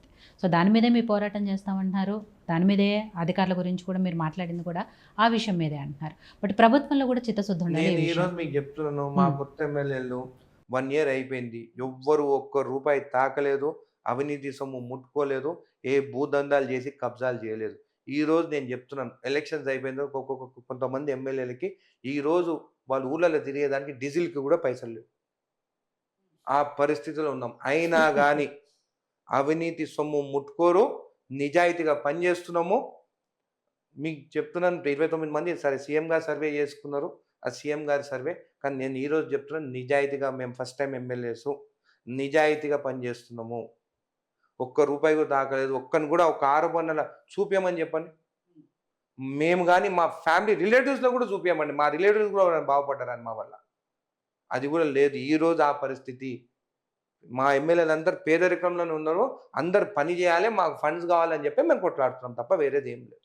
ఇప్పుడుకి సంబంధించి మీ ఎమ్మెల్యేలు అందరూ పేదరికంలో ఉండుండొచ్చు. ఈ 5 ఏళ్ళు తర్వాత దిగిపోయేటప్పుడు, ఎందుకంటే టీఆర్ఎస్ నాయకులు కూడా చాలా మంది ఎమ్మెల్యేలు వచ్చినప్పుడు వాళ్ళందరూ మామూలుగానే ఉన్నారు, బట్ వచ్చిన తర్వాత వాళ్ళ ఆస్తులు ఎంత పెరిగాయి అనేది మీలాంటి నాయకులే మాట్లాడారు. వాళ్ళకి పెరిగినాయి. నేను చూసిన ఎమ్మెల్యేస్, నేను కలిసిన ఎమ్మెల్యేస్ మా దాంట్లో ఒక్కరికి కూడా ఆ మైండ్ సెట్ లేదు. అరే ఈ భూమి చేసుకుందామా, ఇది కొనుక్కుందామా, అమ్ముదామా, సంపాదించుకోవాలనే లేదు. అరే 10 ఏళ్ళ నుంచి వాళ్ళు చేయలేదు. ఒక మార్పు తీసుకురావాలి, రోడ్లు తీసుకురావాలి, హాస్పిటల్ తీసుకోవాలి, ఎడ్యుకేషన్ సిస్టమ్ చేయాలి, ఇవే మాట్లాడదు తప్ప మనకు ఈజీగా అర్థమవుతుంది ఎవరు దొంగ అనేది. మొత్తం మ్యాక్సిమం ఎమ్మెల్యేస్ వాళ్ళు ఇదే ఆలోచిస్తారు, మాకు ఫండ్స్ కావాలి, ఈ 6 schemes ఇంప్లిమెంట్ చేయాలి అనమాట. ఒక్కరు కూడా ఏ జోలికి పోలేదు. లేకుంటే ఇప్పటివరకు టీఆర్ఎస్ వాళ్ళు మొత్తం టీవీలలో ఈ ఎమ్మెల్యే చేసింది, ఆ ఎమ్మెల్యే చేసింది మాట్లాడుతుండే వాళ్ళు. అవి ఏం దొరకక ఏదో ఒకటి అబద్ధాలన్నీ అవి చూపించి మాట్లాడుతున్నారు. మీకు తెలంగాణ రాష్ట్రంతో పాటు, అంటే ఇక్కడ ఎలక్షన్లు, ఇక్కడ రాజకీయాలతో పాటు ఆంధ్రప్రదేశ్కి సంబంధించి కూడా అనుబంధం ఉంది కాబట్టి అక్కడ రాజకీయాలు ఏమనిపిస్తుంది ఇప్పుడు? అక్కడ రాజకీయం ఏందమ్మా, చిప్ప చేతికి ఇచ్చింది మీరు ఇక్కడి నుంచి వాళ్ళకి ఏం లేదు, డెవలప్ లేదు, పని లేదు. వాళ్ళు ఏం చేస్తారు, మీరే తెలంగాణ వాళ్ళు. అప్పుడు నా తెలంగాణనే చెప్తున్నా నేను. మిగులు బడ్జెట్ ఈయననే తీసుకున్నాడు, వాళ్ళకి ఇలేదు కదా, లెక్క చేసి పైసలు ఇచ్చిందా? వాళ్ళకి ఏమని ఇచ్చిందా? ఉట్టి చేతులతో పోయినారు తట్టా బుట్ట ఎత్తుకొని వాళ్ళు. ఆ మిగులు బడ్జెట్ ఏం చేసిందో కూడా మీరు అడగటం లేదు వాళ్ళని. మమ్మల్ని అడుగుతున్నారు కానీ ఆ మిగులు బడ్జెట్ ఎక్కడ పోయింది? కాళేశ్వరంలో పెట్టి ఉస్మానియా హాస్పిటల్, కాళేశ్వరం కూలిపోతుంది, ఉస్మానియా హాస్పిటల్ కూలిపోతుంది, ఈ సెక్రటరేట్ కట్టా. నేను అడుగుతున్నా, సెక్రటరేట్ అవసరమా ఇప్పుడు కట్టుడు? దాన్ని రిపేర్ చేయొచ్చు కదా, అవసరం లేదు కదా. దేనికి కట్టినట్టు సెక్రటరేట్? ఉస్మానియా ఎందుకు డెవలప్ చేయలేదు? కరోనా అప్పుడు పాపం వాళ్ళకి బాత్రూమ్లలో పండుకున్నారు, పారాసెటమాలే అంతే, ఇంటికి వచ్చిండు, చచ్చిపోయినారు. భూములు అమ్ముకున్న వాళ్ళు, భూములు ఉన్నవాళ్ళు భూములు అమ్ముకొని బాగా అయింది. భూమి లేని వాళ్ళంతా కరోనాలో నువ్వు ఎవరిని పట్టించుకున్నావు? డబుల్ బెడ్రూమ్ నేను మా మదర్ ఇంటింటికి పోయినా, మేము శానిటైజర్ వంచిన, నేను ఇంటికి పోయి వంచిన. నేను వచ్చింది అప్పుడు కరోనా, మమ్మీకి కూడా వచ్చింది, నాకు కూడా వచ్చింది కరోనా. నేను ఇంటింటికి, నేను ధైర్యంగా లోపలికి వెళ్ళిపోతుంటాను వాళ్ళ దగ్గరికి, ప్రతి ఇంటికి పోయి తిరిగి నేను ఇచ్చొచ్చిన. ఈయన ట్యాంకర్లు తెప్పించినాడు, అప్పుడు మాకేం పదవి లేదు, ట్యాంకర్లు తెప్పించినాడు. అప్పుడు పదవి లేదు, ప్రభుత్వంలోనూ లేరు. ప్రభుత్వము కాంగ్రెస్ ప్రభుత్వం, కోవిడ్ టైం ఉన్నది టీఆర్ఎస్ ప్రభుత్వం, కానీ ఒక్క ఎమ్మెల్యే కానీ, ఒక్క వాళ్ళ నాయకులు కానీ ఒక్కరు కూడా తిరగలేదు. ఎట్లున్నారు వాళ్ళు, ఏమైంది? డబుల్ బెడ్రూమ్ వాళ్ళు ఛత్తీస్గఢ్ వాళ్ళు, మీకు ఇప్పుడు చెప్తున్నాను నేను. మా డబుల్ బెడ్రూమ్ కట్టేటోళ్ళు లేబర్ ఛత్తీస్గఢ్ నుంచి వచ్చిన వాళ్ళు, వాళ్ళు ఒక ఊరి నుంచి వచ్చినారు, వాళ్ళని పట్టించుకున్నారు? వాళ్ళకి తింటేందుకు లేదు పిల్లలకి. అప్పుడు వాళ్ళు ఏం చేసిండ్రు, రాత్రికి రాత్రి నడుచుకుంటా మా టోల్గేట్ కాడికి వెళ్ళిపోయినారు. టోల్గేట్ ఉంది కదా, ఆడికి వెళ్ళిపోతే టోల్గేట్ వాళ్ళు గుర్తుపట్టినారు, మీరు ఎక్కడి నుంచి వచ్చినారు ఏంటంటే రంగారెడ్డిగూడెం అని వాళ్ళు చెప్పినారు. చెప్పగానే నాకు ఫోన్ చేసినారు టోల్గేట్ వాళ్ళు, చేసి ఇట్లా వచ్చినారు, వాళ్ళు నడుచుకుంటే ఛత్తీస్గఢ్కి ఎట్లా పోతారమ్మో, హోటల్లో కూడా తిండి లేదు, ఎట్లా పోతారు అని అడిగి అప్పుడు ఫోన్ చేసి నేనేం చేసిన, అప్పుడు రాత్రి అందరినీ లేపి మా ఊరోళ్ళని ట్రాక్టర్లు జీబులు పంపించి వాళ్ళని పిలిపించుకొని వాళ్ళని డబుల్ బెడ్రూమ్లో పెట్టి తెల్లారి మేమే వాళ్ళకి నూనె వాళ్ళకి ఏమేమి కావాలనో అన్ని కూరగాయలు అన్నీ ఇప్పించినాం వాళ్ళకి. పిలిపించి కాంటాక్ట్ తిట్టిన ఫోన్ చేసి. వాళ్ళని పట్టించుకోవాలి కదా ఎట్లా నువ్వు అని. అంటే వాళ్ళకి బిల్స్ ఇవ్వలే వాళ్ళకి కాంటాక్ట్ బిల్లు లేదు, మర్చిపోయిన. నన్ను అప్పడిగేది వాడు కాంట్రాక్టర్. ఓ లేబర్కి పేమెంట్ చేయాలంటే ఎవరు వైజాగ్ ఆయన. పేమెంట్ చేయాలమ్మా, పైసలు లేవు, మీరు ఇవ్వండి పేమెంట్లు. కానీ ఎమ్మెల్యేని అడుక్కో, నేను మీకు ఇవ్వలేదు కదా కాంట్రాక్ట్, నేను ఇచ్చిన దాన్ని కాదు, మాకు సంబంధమే లేదు, పోయి ఎమ్మెల్యేని అడుక్కో అని నేను ఇట్లా చెప్పేది. ఎమ్మెల్యే ఈడు, ఈయన దొరకడు, ఈయన ఇచ్చేది వాళ్ళకి ఇచ్చేది లేదు. మేము ఇచ్చినాక తెల్లారి, మేము కాంట్రాక్ట్ నేను తిట్టినాక తెల్లారి వచ్చి ఒక్కొక్కరికి 1000 రూపాయలు ఇచ్చిపోయినాడు. రోడ్డు మీద ఒకసారి ఫుడ్ పెట్టినాం మేము, ఈయన ఎస్పీతో మాట్లాడి. ఎవరైనా రోడ్డు మీద నడుచుకుంటా పోయే వాళ్ళకి పాపం ఫుడ్ దొరకదు కదా, హోటల్స్ లేవు, ఏం లేవు. లారీలోళ్ళు తెలియక వాళ్ళు కర్ణాటక వాళ్ళు ఇట్లా వస్తారు కదా, వాళ్ళకి కూడా ఫుడ్ దొరకదు, ఎక్కడ దొరకదు. అప్పుడు నేను కూడా పోలీసు వాళ్ళతో నిలబడి మా రాజాపురం మండలంలో నేను కూడా ఇచ్చుంటా. పొద్దున్నే పోయి వాళ్ళ ప్యాకెట్లు ఇచ్చుంటా. వాళ్ళని చూస్తే బాధ అనిపించింది కూడా. బట్ మేబీ అప్పుడు చేసిన ఆ సేవా కార్యక్రమాల్లో మీరు పదవిలో లేకపోయినా కూడా చేశాను అన్నారు. ఆ సేవా కార్యక్రమాలే మొన్న ఆయన గెలిపించాయి. అవన్నీ ప్రజలు గెలిపించినాయి. డెఫినెట్గా చూస్తూ ఉంటారు కాబట్టి అదే కలిసి వచ్చింది అనుకోవాలి. బట్ ఆంధ్రప్రదేశ్ విషయానికి వస్తే మీరు అన్నారు చిప్ప చేతికి ఇచ్చారు అనేది. చిప్ప చేతికి ఇచ్చారు ఆంధ్రప్రదేశ్కి అని అన్నారు. సరే, అప్పుల రాష్ట్రంగానే నిజంగానే విడిపోయింది, అప్పుల రాష్ట్రంగా ఉంది. అంతకుముందు జగన్మోహన్ రెడ్డి గారి ప్రభుత్వం, ఇప్పుడు టీడీపీ ప్రభుత్వం, చంద్రబాబు గారి ప్రభుత్వం. ఏమనిపిస్తుంది వీళ్ళకి? రెండు అట్లే ఉన్నాయమ్మా, అది అట్లే ఉంది, ఇది అట్లే ఉంది. ఇదేమో ఎవరు ఏం వీళ్ళు చేసింది? కూడా కోలుకోవాలి కదా, అవును. అది ఏం లేదు కదా, డెవలప్ లేదు కదా. చేయాలంటే ఫండ్ కావాలా, ఫండ్ అంటే వాళ్ళు బీజేపీలో ఉన్నారు కాబట్టి వాళ్ళు తెచ్చుకునే శక్తి ఉన్నది, వాళ్ళకి చేయగలరు. మనకేమో ఆడ సెంట్రల్ నుంచి వచ్చేటట్టు కనబడతలేదు ఇక్కడ, అది తేడా. బీజేపీ గురించి వచ్చింది కాబట్టి బీజేపీ నాయకులు కూడా గతంలో ఉన్న బీఆర్ఎస్ ప్రభుత్వానికి ఇప్పుడున్న కాంగ్రెస్ ప్రభుత్వానికి ఏం తేడా లేదు, వాళ్ళు ఎట్లా చేస్తున్నారో వీళ్ళు అంతే చేస్తున్నారు తప్ప అని మాట్లాడుతున్నారు. ఎంపీ ఎలక్షన్స్ బీఆర్ఎస్ వాళ్ళకి ఎందుకు సపోర్ట్ చేసింది? చేసారా? సపోర్ట్ చేసారా? చేయకుండా ఎట్లా గెలుస్తారు? ఒకటన్నా గెలిచిండు టీఆర్ఎస్? చెప్పండి. బీఆర్ఎస్ గెలవలేదు. అట్లా కాదు, ఒక ఎంపీ అన్న గెలవాలి. నేను చెప్పేది వాళ్ళు న్యాయవంతులు, బుద్ధిమంతులు అన్నప్పుడు వాళ్ళని ఎందుకు గెలిపిలేదు? పోనీ ఎమ్మెల్యేలు కోడిపించినాం, ఎంపీలన్నా గెలిపిస్తామని అనుకోవాలి కదా. సెంట్రల్ ఏమన్నా పనిచేస్తారని గెలిపించి ఉండాలి కదా, ఎందుకు గెలిపిలేదు? కుమ్మక్కయ్యారంటారా బీజేపీ బీఆర్ఎస్? బీజేపీ బీఆర్ఎస్ కుమ్మక్కయ్యారంటే ఒక్క సీటు కూడా రాలేదు కదా వాళ్ళకి. చెప్పండి, ఒక సీట్ వచ్చింది. వాళ్ళ బీఆర్ఎస్ నాయకులు లేదు, రాలేదు కదా. మళ్ళీ ఎందుకు రాలేదు అది చెప్పండి మీరు. బీఆర్ఎస్ నాయకులు పోలింగ్ బూత్ కాడ నిలబడి మాకు ఎట్లానో ఓట్ వేయలేదు, మేము ఓడిపోయినాము, కనీసం బీజేపీ కన్నా ఓట్ వేయండి అని చెప్పేసి ప్రతి పోల్ బూత్ కాడ వాళ్ళే నిలబడి మాట్లాడారు. మాకు అర్థమవుతుండే కదా ఎవరు ఏం చెప్తున్నారు అనేది. వాళ్ళు అక్కడ నిలబడి బీజేపీకి ఓట్లు వేయించారు. ఒక్క నిమిషము, వాళ్ళ ఓటు వాళ్ళు వేసుకొని ఉంటే, బీజేపీకి బడి ఉంటే మాకు ఓట్లు మాకు గెలుస్తుండే, మా ఎంపీలు ఎంతోమంది వచ్చు. వాళ్ళ ఓటు వాళ్ళు వేసుకోకుండా టీఆర్ఎస్కి వేయించినందుకు వాళ్ళకి టీఆర్ఎస్ వాళ్ళు అన్నీ వీళ్ళకి పడ్డాయి, బీజేపీకి పడ్డాయి. అందువల్ల బీజేపీ వాళ్ళు వచ్చినారు, లేకుంటే ఇంకా మాకు కొన్ని సీట్లు వస్తుంది, ఎంపీ సీట్లు. చాలాసేపు రాజకీయాల గురించి మాట్లాడుకున్నాం. వాటి గురించి మళ్ళొక్కసారి బయటకు వస్తే అనిరుద్ధ్ గారి పర్సనల్ విషయాలు. సరే, ఆయనకు పాలిటిక్స్ ఇంట్రెస్ట్, ప్రజాసేవ ఇంట్రెస్ట్ కాబట్టి వచ్చి ఇవన్నీ చేసుకుంటూ పోతున్నారు. నియోజకవర్గ ప్రజలకు ఏం కావాలో అవన్నీ కూడా చేస్తున్నారు.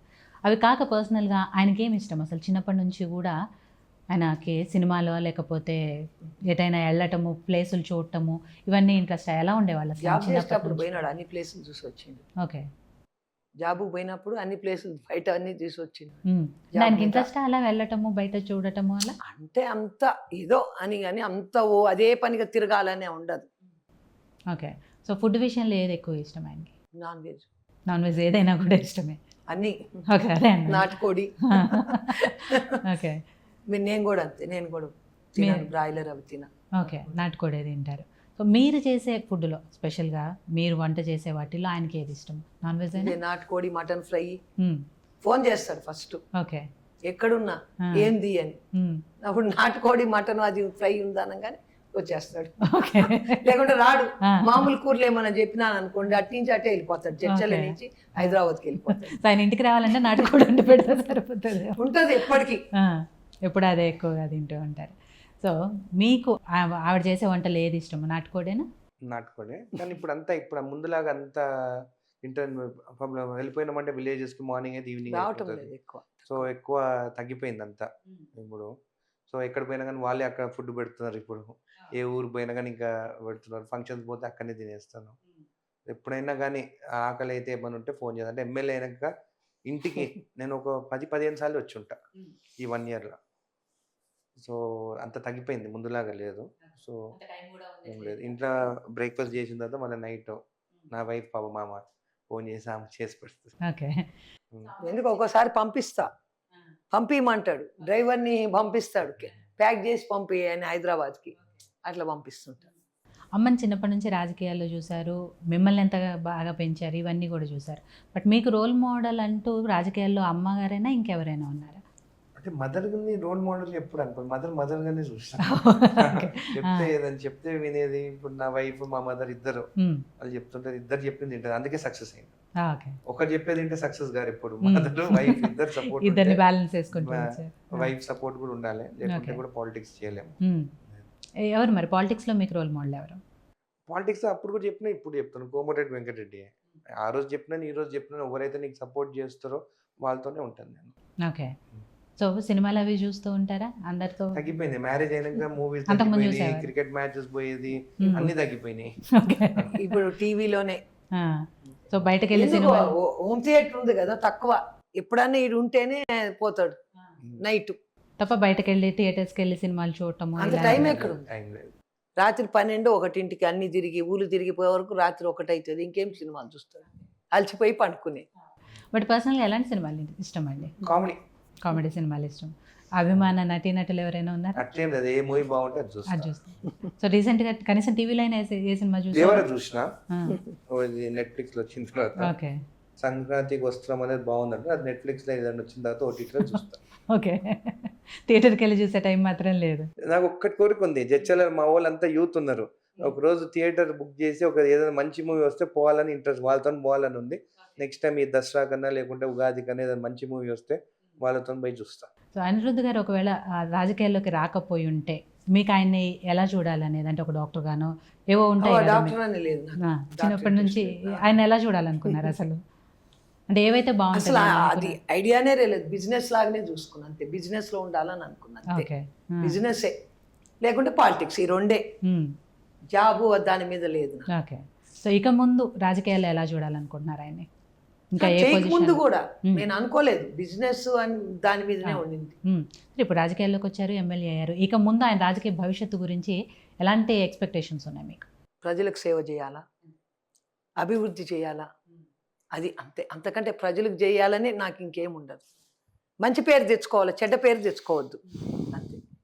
సో అనిరుద్ధ్ గారు మీకేమనిపిస్తుంది? అంటే రాజకీయాల్లో ఇంకా మీ అచీవ్మెంట్స్, మీరు అనుకున్న గోల్స్ ఏం పెట్టుకున్నారు, టార్గెట్ ఏం పెట్టుకున్నారు మీరు? నాకు మొన్న కూడా అంటుండే, ఏం మినిస్ట్రీ ఇంట్రెస్ట్ అది ఇంట్రెస్ట్, నాకు ఇవన్నీ ఏం ఇంట్రెస్ట్ లేదు. మా శ్రీయర్ ఉన్నాడు, మక్తల్ శ్రీయర్, ఆయన మినిస్ట్రీగా చూడాలని. ఎందుకంటే ముదిరాజ్ కమిటీ, ఆ కమిటీ చాలా మంది ఉంటారు, పాపం వాళ్ళకి అన్యాయం జరిగింది ఇప్పటివరకు. ఓకే. బీఆర్ఎస్ అయితే ఒక టికెట్ కూడా ఇవ్వలేదు, మా కాంగ్రెస్ పార్టీ టికెట్ ఇచ్చి గెలిచాడు. ఆయన మినిస్ట్రీగా చూడాలని వెయిట్ చేస్తున్నాను. నాకు ఫండ్స్ కావాలంతే, నా కాన్స్టిట్యున్సీ నేను డెవలప్ చేసుకో, నాకు అవి ఏం పదవులు వద్దు, ఎమ్మెల్యే కావాలనుకున్న అయినా నాకు ఫండ్ ఇస్తే నా కాన్స్టిట్యున్సీ డెవలప్ చేసుకుంటా. మినిస్ట్రీలో ఎవరైనా కానీ పదవులు ఎవరైనా తీసుకొని పార్టీలో, నాకైతే ఫండ్స్ కావాలి. ఓకే. సో ఫైనల్గా మీరు ఈ గణతంత్ర దినోత్సవం రోజున ప్రజలకి ఏం చెప్పదలుచుకున్నారు? అట్లే కొత్తగా వచ్చే రాజకీయ నాయకులు, కొత్త తరం వాళ్ళకి కానీ ఏం చెప్పదలుచుకున్నారమ్మా? ఇంకేం అనుకోలేదు దాని గురించి. అంటే రాజకీయాల్లో ఎలాంటి మార్పులు వస్తే బాగుంటుంది అని? ఎందుకంటే చాలా రాజకీయాలు తరతరాలుగా మారుకుంటూ వస్తున్న రాజకీయాలు మీరు చూశారు కాబట్టి ఇంకా ఎలాంటి మార్పులు వస్తే బెదిరింపులు బాగుంటుంది అని? తగ్గించాలి, ప్రజల మీద బెదిరింపులు, ప్రజలు స్వతంత్రంగా తిరిగేటట్టు. అది ఈ మాదిరి లిక్కర్ షాపులు తాగుబోతోళ్ళని చేయకుండా, వాళ్ళ పిల్లల చదువులు, వాళ్ళు జాబ్ చేసుకుంటూ వాళ్ళ స్వశక్తితో నిలబడేటట్టు చేయాలని అంతే. నాకు ఇంకేం లేదు. ఈ బెదిరింపులు, భూ కబ్జాలు పోవాలని ఉంది అంతే. నాకు భూ కబ్జాలు ఉండొద్దు ఎక్కడ, ఫెయిర్ పాలిటిక్స్ రావాలి అని. భూ కబ్జాలు ఉండొద్దు అని నాకు. దాంతోనే మన తెలంగాణ నాశనం అయింది. ఏంటంటే భూ కబ్జాలతో, భూ కబ్జాలే, ఇంకేం లేదు. అంతకుముందు లేకుండే, ఫస్ట్ లేకుండే. ఎప్పుడైతే డివైడ్ అయిందో ఏది ఆంధ్ర తెలంగాణ, అప్పటి నుంచి ఎక్కువైనాయి భూ కబ్జాలు. చెరువులు మూసేస్తుంది, ఇల్లు ఇవ్వమంటే వాళ్ళకి స్థలాలు లేకపోయా. అప్పుడు ఇచ్చిన గవర్నమెంట్ ఇచ్చిన స్థలాలు కూడా అవి వాళ్ళు ఇల్లు కట్టుకోకుండా ఆపేసినారు. మనం ఇల్లు ఇచ్చేటట్టు లేదు వాళ్ళ స్థలం. గవర్నమెంట్ ల్యాండ్లు అప్పుడు ఇచ్చినారు కదా అందరికీ. కాంగ్రెస్ గవర్నమెంట్ ఉన్నప్పుడు అందరికి ఇచ్చినారు గవర్నమెంట్ ల్యాండ్స్. అవి వాళ్ళు ఇప్పుడు ఓపెన్ ఉంటే కూడా వాళ్ళు కట్టుకోనికి లేదు. ఇప్పుడు ఆ పర్మిషన్ తీసేసినారు. మన అట్లా ఇది చేసినాక ఈ ప్రభుత్వం వచ్చినాక లేదు వాళ్ళకి ఇల్లు. ఏ ఇల్లు ఎవరు ఇళ్లలోకి ఎవరిని పంపించినారు మీకు కూడా తెలుసు కదా. ఒక్కరన్నా ఇళ్లలోకి పోయినారు లేదు. అది ఆ స్థలాలు ఉన్నాయి అట్లనే. ప్రజల్లో భయం అనేది పోవాలి. ఇంకా ఇంకా భయపడుకుంటా కూడా వచ్చి కాలు పట్టుకుంటున్నారు. ఇంకా అది ఎందుకు మారలేదో అర్థమవుతలేదు. వాళ్ళ ఆఫీసెస్ పోయేటప్పుడు వాళ్ళకి ఏమైనా కావాలి అంటే పని కోసం పోతే ఒక రూల్ వచ్చినప్పుడు అది అధికారులు ఇంప్లిమెంట్ చేయాలి. పాపం ఆ రూల్ కోసం కానీ అది వాళ్ళకు రావాల్సింది వాళ్ళు పోతే కూడా ఆఫీసెస్ చుట్టూ తిరిగి వాళ్ళకి ఎట్లా అయిపోయిందంటే వాళ్ళు ఒక 10 గుంటలు వాళ్ళకు ఉండేది 1 ఎకరా 1/2 ఎకరా.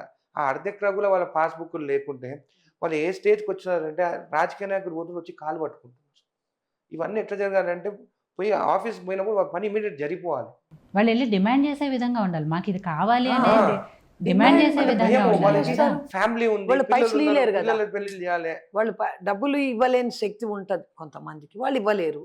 వాళ్ళు ఏం చేస్తారు పాపం, కాలు పట్టుకున్నా కూడా చేస్తారు చేయరు. పాపం కొంతమందికి ధరణిలో ఆన్లైన్ కాక పెళ్లిళ్ళు కూడా ఆగిపోయినాయి. వాళ్ళు భూమి అమ్ముకొని ఆ పైసలతో పెళ్లిళ్ళు చేయాలనుకుంటే కూడా వాళ్ళకి ఆన్లైన్ ధరణి ఇప్పటికి కూడా కేసెస్ ఉన్నాయి. ఇంకా అవి కూడా మా దృష్టికి వస్తే నేను చేపిస్తున్నాను. కొంతమంది పాపం తిరిగి పాపం మేము కనిపించగానే వచ్చి కాలు పట్టుకుంటున్నాం. నేను చెప్పిన ఇంకా కాలు పట్టుకోవాల్సిన ఎవ్వరికి అవసరం లేదు. మీరు ఆఫీసెస్ పోండి, 15 రోజులు మీకు పని జరగలేదు అనుకో నా ఆఫీస్కి రండి, నేను దగ్గరుండి చేయిస్తాను. కానీ ఎవ్వరిని కాలు పట్టుకోవాల్సిన అవసరం లేదు. ఏం చేయాల్సిన మీరు ఒకసారి చూసి ఉండొచ్చు, చూడకుండొచ్చు. కార్లో పోతుంటే జామకాయలు అమ్ముతుంటే జామకాయ తీసుకున్నాడు ఆమె దగ్గర. మా రోడ్డు మీద అంతా అమ్ముతారు, సీజన్ అమ్ముతారు. ఇక్కడ మామిడి పండు సీజన్ అట్లా జామ తోట ఉన్నది. నేను ఎప్పుడు బయట కొనుక్కొని తింటా. జామ తోట నేను అందరికి మందికి పంచుతా. ఈయన ఎప్పుడు టైం ఉండదు. ఆ టయానికి నేను ఆపి కొనుక్కున్నాక ఆమె రోడ్ అడుగుతుంది,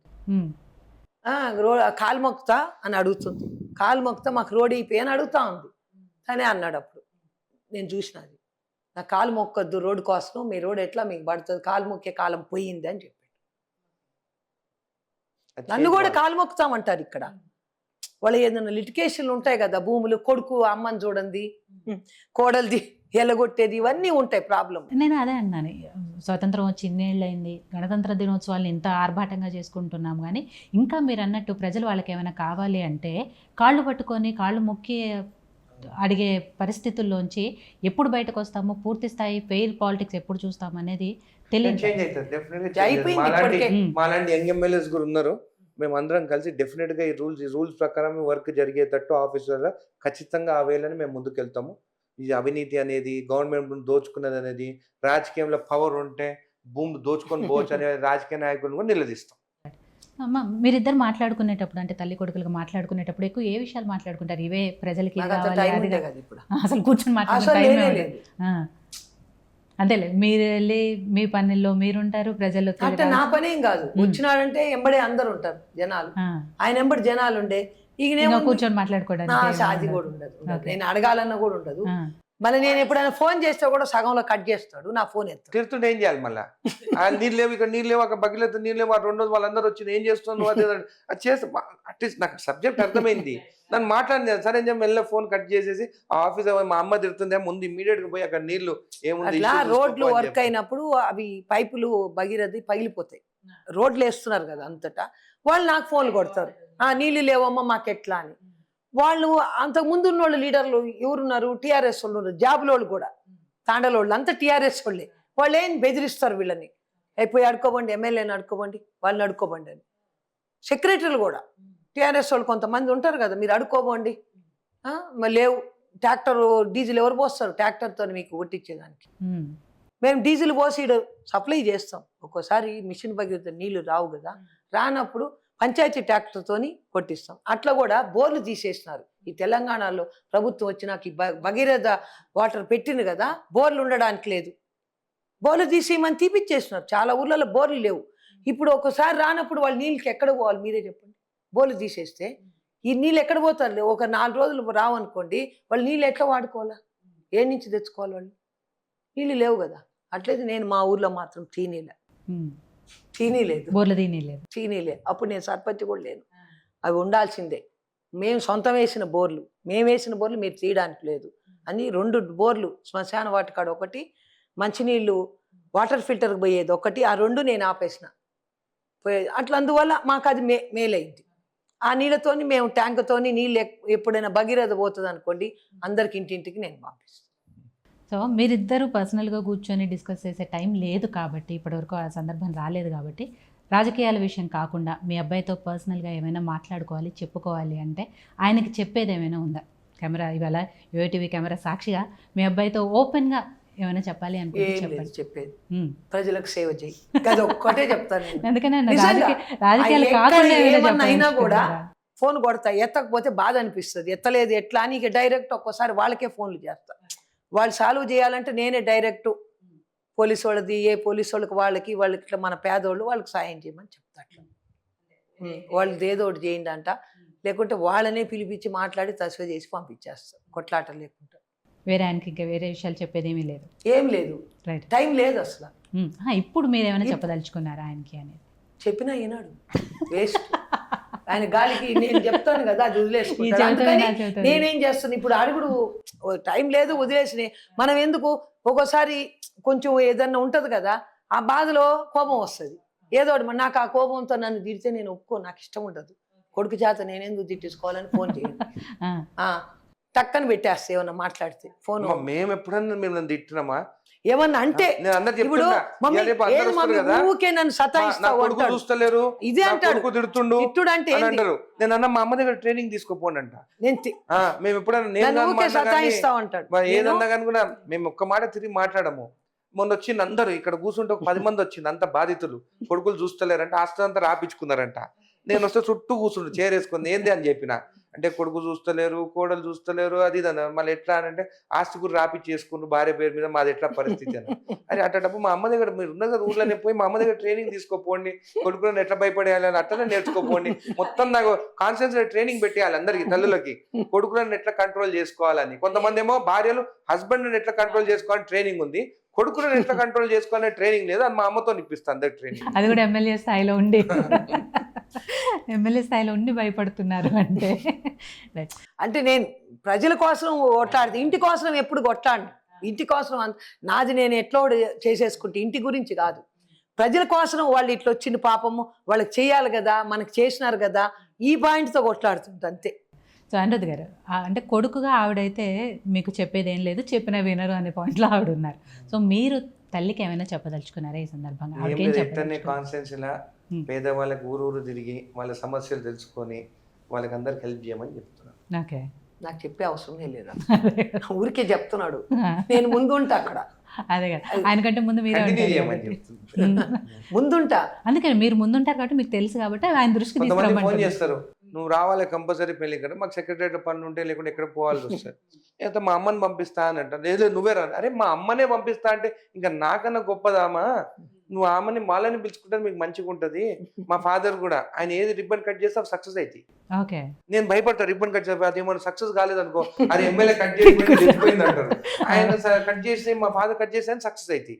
అందుకని మెల్లగా వాళ్ళు చెప్తాం, మా నాయనతో కట్ చేయించుకొని చెయ్యి బాగుండాలి కదా కటింగ్ కూడా అని చెప్పేసి. సో పర్సనల్గా అంటే ఎఫెక్షన్ కానీ లేకపోతే మాట్లాడే విషయంలో, ఫ్రీగా మాట్లాడే విషయంలో మీకు మీ నాన్నగారి దగ్గర, మీ అమ్మగారి దగ్గర? ఇద్దరితో ఫాదర్తో అయితే కొట్లాడుతుంటే ఎప్పుడు, మదర్తో అమ్మంటే భయం.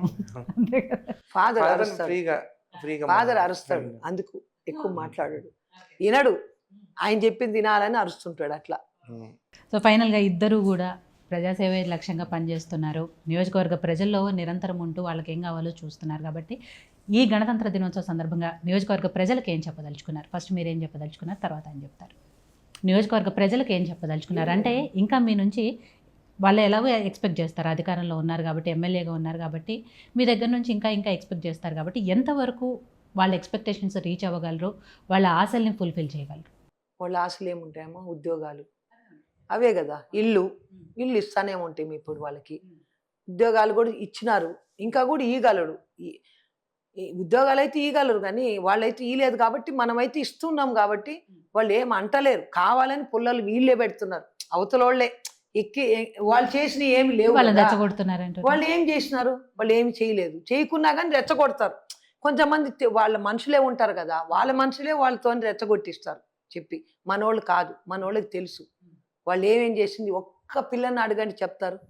పిల్లలు రోడ్ల మీద తిరుగుతున్నారు, చదువుకున్న పిల్లలు అంతా రోడ్ల మీదనే, ఎవరికి అందరు రోడ్ల మీదనే ఉన్నారు. రైట్. సో అనిరుద్ధ్ ఆ గారు ఉద్యోగాలు రావాలి మెయిన్. ఉమ్, పిల్లలకు ఉద్యోగాలు, వాళ్ళ కాళ్ళ మీద వాళ్ళు నిలబడేటంటే మనకు అదే చాలు. మనం అవును. వాళ్ళ కాళ్ళ మీద వాళ్ళు నిలబడితే ప్రభుత్వం ఇచ్చే ఏ పథకాల కోసం వాళ్ళు ఎదురు చూడరు. అవసరం లేదు కదా, మా పథకాలు అవసరం లేదు. అది 55 ఏళ్ళకి పింఛన్ ఇప్పటి వరకు రాలేదు వాళ్ళకి. 10 ఏళ్ల నుంచి ఇస్తానని పాపం తిరిగి అది. రైట్. ఇప్పుడు ఏవైతే చెప్పారో అంటే 57 ఏళ్ళకి ఇంకా వాళ్ళకి పింఛన్ రావట్లేదు, ఇళ్ళు కొంతమందికి రావాల్సినవి ఉన్నాయి, వీటన్నిటికీ సంబంధించి మీ దగ్గర నుంచి ఎలాంటి హామీ? స్కీమ్స్ అనేది, గవర్నమెంట్ స్కీమ్స్ అనేది అదే ఎట్లన్నా ఇంప్లిమెంట్ చేసుకుంటూ వెళ్తూనే ఉంటాం. మనకి ఈ ఇయర్ నా టార్గెట్ పెట్టుకుని అందరికీ కూడా తల్లిదండ్రులు చెప్పేదంటే మంచి ఎడ్యుకేషన్ వాళ్ళకి మీ పిల్లలకి ఇవ్వాలనుకుంటున్నాను. ఖచ్చితంగా వాళ్ళకి ఇన్ఫ్రాస్ట్రక్చర్ డెవలప్ చేసి ఇస్తాను. చదివించే బాధ్యత వాళ్ళది. ఆ పిల్లలు చదువుకోవాలి. చాలా మంది కూడా 18 ఇయర్స్ కాగానే ఇప్పటికి కూడా మహిళలని వాళ్ళు మ్యారేజ్ చేసేస్తున్నారు. 18 ఇయర్స్ కాగానే పెళ్లి చేసేస్తే ఒక ఊరు వెళ్ళిపోతుంది కదా అని బాధ్యత అనుకుంటున్నారు. అట్లా తీరిపోతుంది వద్దు, వాళ్ళని చదివించి వాళ్ళకు కూడా మంచి ఉద్యోగాలు వస్తే వాళ్ళు ఇండిపెండెంట్గా ఉంటారు. వాళ్ళు ఇండిపెండెంట్గా కావాలని చెప్పేసి ఇన్ఫ్రాస్ట్రక్చర్ డెవలప్ చేసి గర్ల్స్కి ఎక్కువ ఎడ్యుకేషన్ పైన ప్రాధాన్యత ఉంటుంది. మీ బిడ్డల భవిష్యత్తు నాకు వదిలేయండి. మీరు నాకు గెలిపించినారు, నాకు ఒక ఉద్యోగం ఇప్పించారు, ఎమ్మెల్యే ఉద్యోగం. ఖచ్చితంగా నేను పనిచేస్తాను. మీ పిల్లలకి చదివిపించే బాధ్యత నాది, జాబ్స్ ఇప్పించే బాధ్యత కూడా నాది. మా దగ్గర ఇండస్ట్రీస్ చాలా ఉన్నాయి. ఎవరు వచ్చినా కానీ ఇప్పుడు నేను జాబ్స్ ఎవరైతే ఎలిజిబుల్ ఉన్నారో జాబ్స్ పెట్టించాను. ఖచ్చితంగా మీ పిల్లలకి నేను మంచి జాబ్స్ ఇప్పిస్తాను. బాగా చదివించే బాధ్యత మీది. మంచి మెడిసిన్ ఎంబీబీఎస్ కొంతమంది సెలెక్ట్ అయినా, కొంతమంది ఫీజు కూడా నేను కడుతున్నాను. ఖచ్చితంగా అటువంటి ఎంబీబీఎస్ అని ఇట్లా వాళ్ళు సెలెక్ట్ అయితే కానీ, ఇంజనీరింగ్ మంచి చేసుకొని కానీ ఏదైనా ఉంటే ఖచ్చితంగా నా వంతు సాయం నేను చేస్తాను. డెఫినెట్గా అనిరుద్ధ్ గారు, ఏదైతే ప్రజలు జడ్చర్ల నియోజకవర్గ ప్రజలు ఒక్క ఓటేసి మీకు 5 ఏళ్ళు పాటు ఎమ్మెల్యేగా ఉద్యోగం ఇచ్చారు. సో వాళ్ళు ఏవైతే ఆశలతో ఏ నమ్మకంతో మిమ్మల్ని గెలిపించారో ఆ నమ్మకాన్ని నిలబెట్టుకోవాలి, 100% వాళ్ళకి కావాల్సినవన్నీ చేయాలని మనస్ఫూర్తిగా యోఐటీవీ తరపున కోరుకుంటున్నాము. అట్లే మీకు తల్లి ప్రోత్సాహం ఉంది అండ్ మీ అన్నయ్య గారు కూడా ఆయన సపోర్ట్ ఉంది. వీటన్నిటితో నియోజకవర్గ ప్రజలకు 100% న్యాయం చేస్తారని చెప్పేసి కోరుకుంటున్నాము. అట్లే మీరు కూడా మీకు సాధ్యమైనంత వరకు పదవిలో ఉన్నా లేకపోయినా ప్రజాసేవ చేస్తున్నారు కాబట్టి దాన్ని అలానే కంటిన్యూ చేయాలని చెప్పి కోరుకుంటున్నాము. మరొక్కసారి మీకు గణతంత్ర దినోత్సవ శుభాకాంక్షలు చెప్తున్నాను. థ్యాంక్ యూ అండి, thank you so much. Right, ఇది ఇవాళ స్పెషల్ ప్రోగ్రామ్. చూస్తూనే ఉండండి యోఐటీవీ.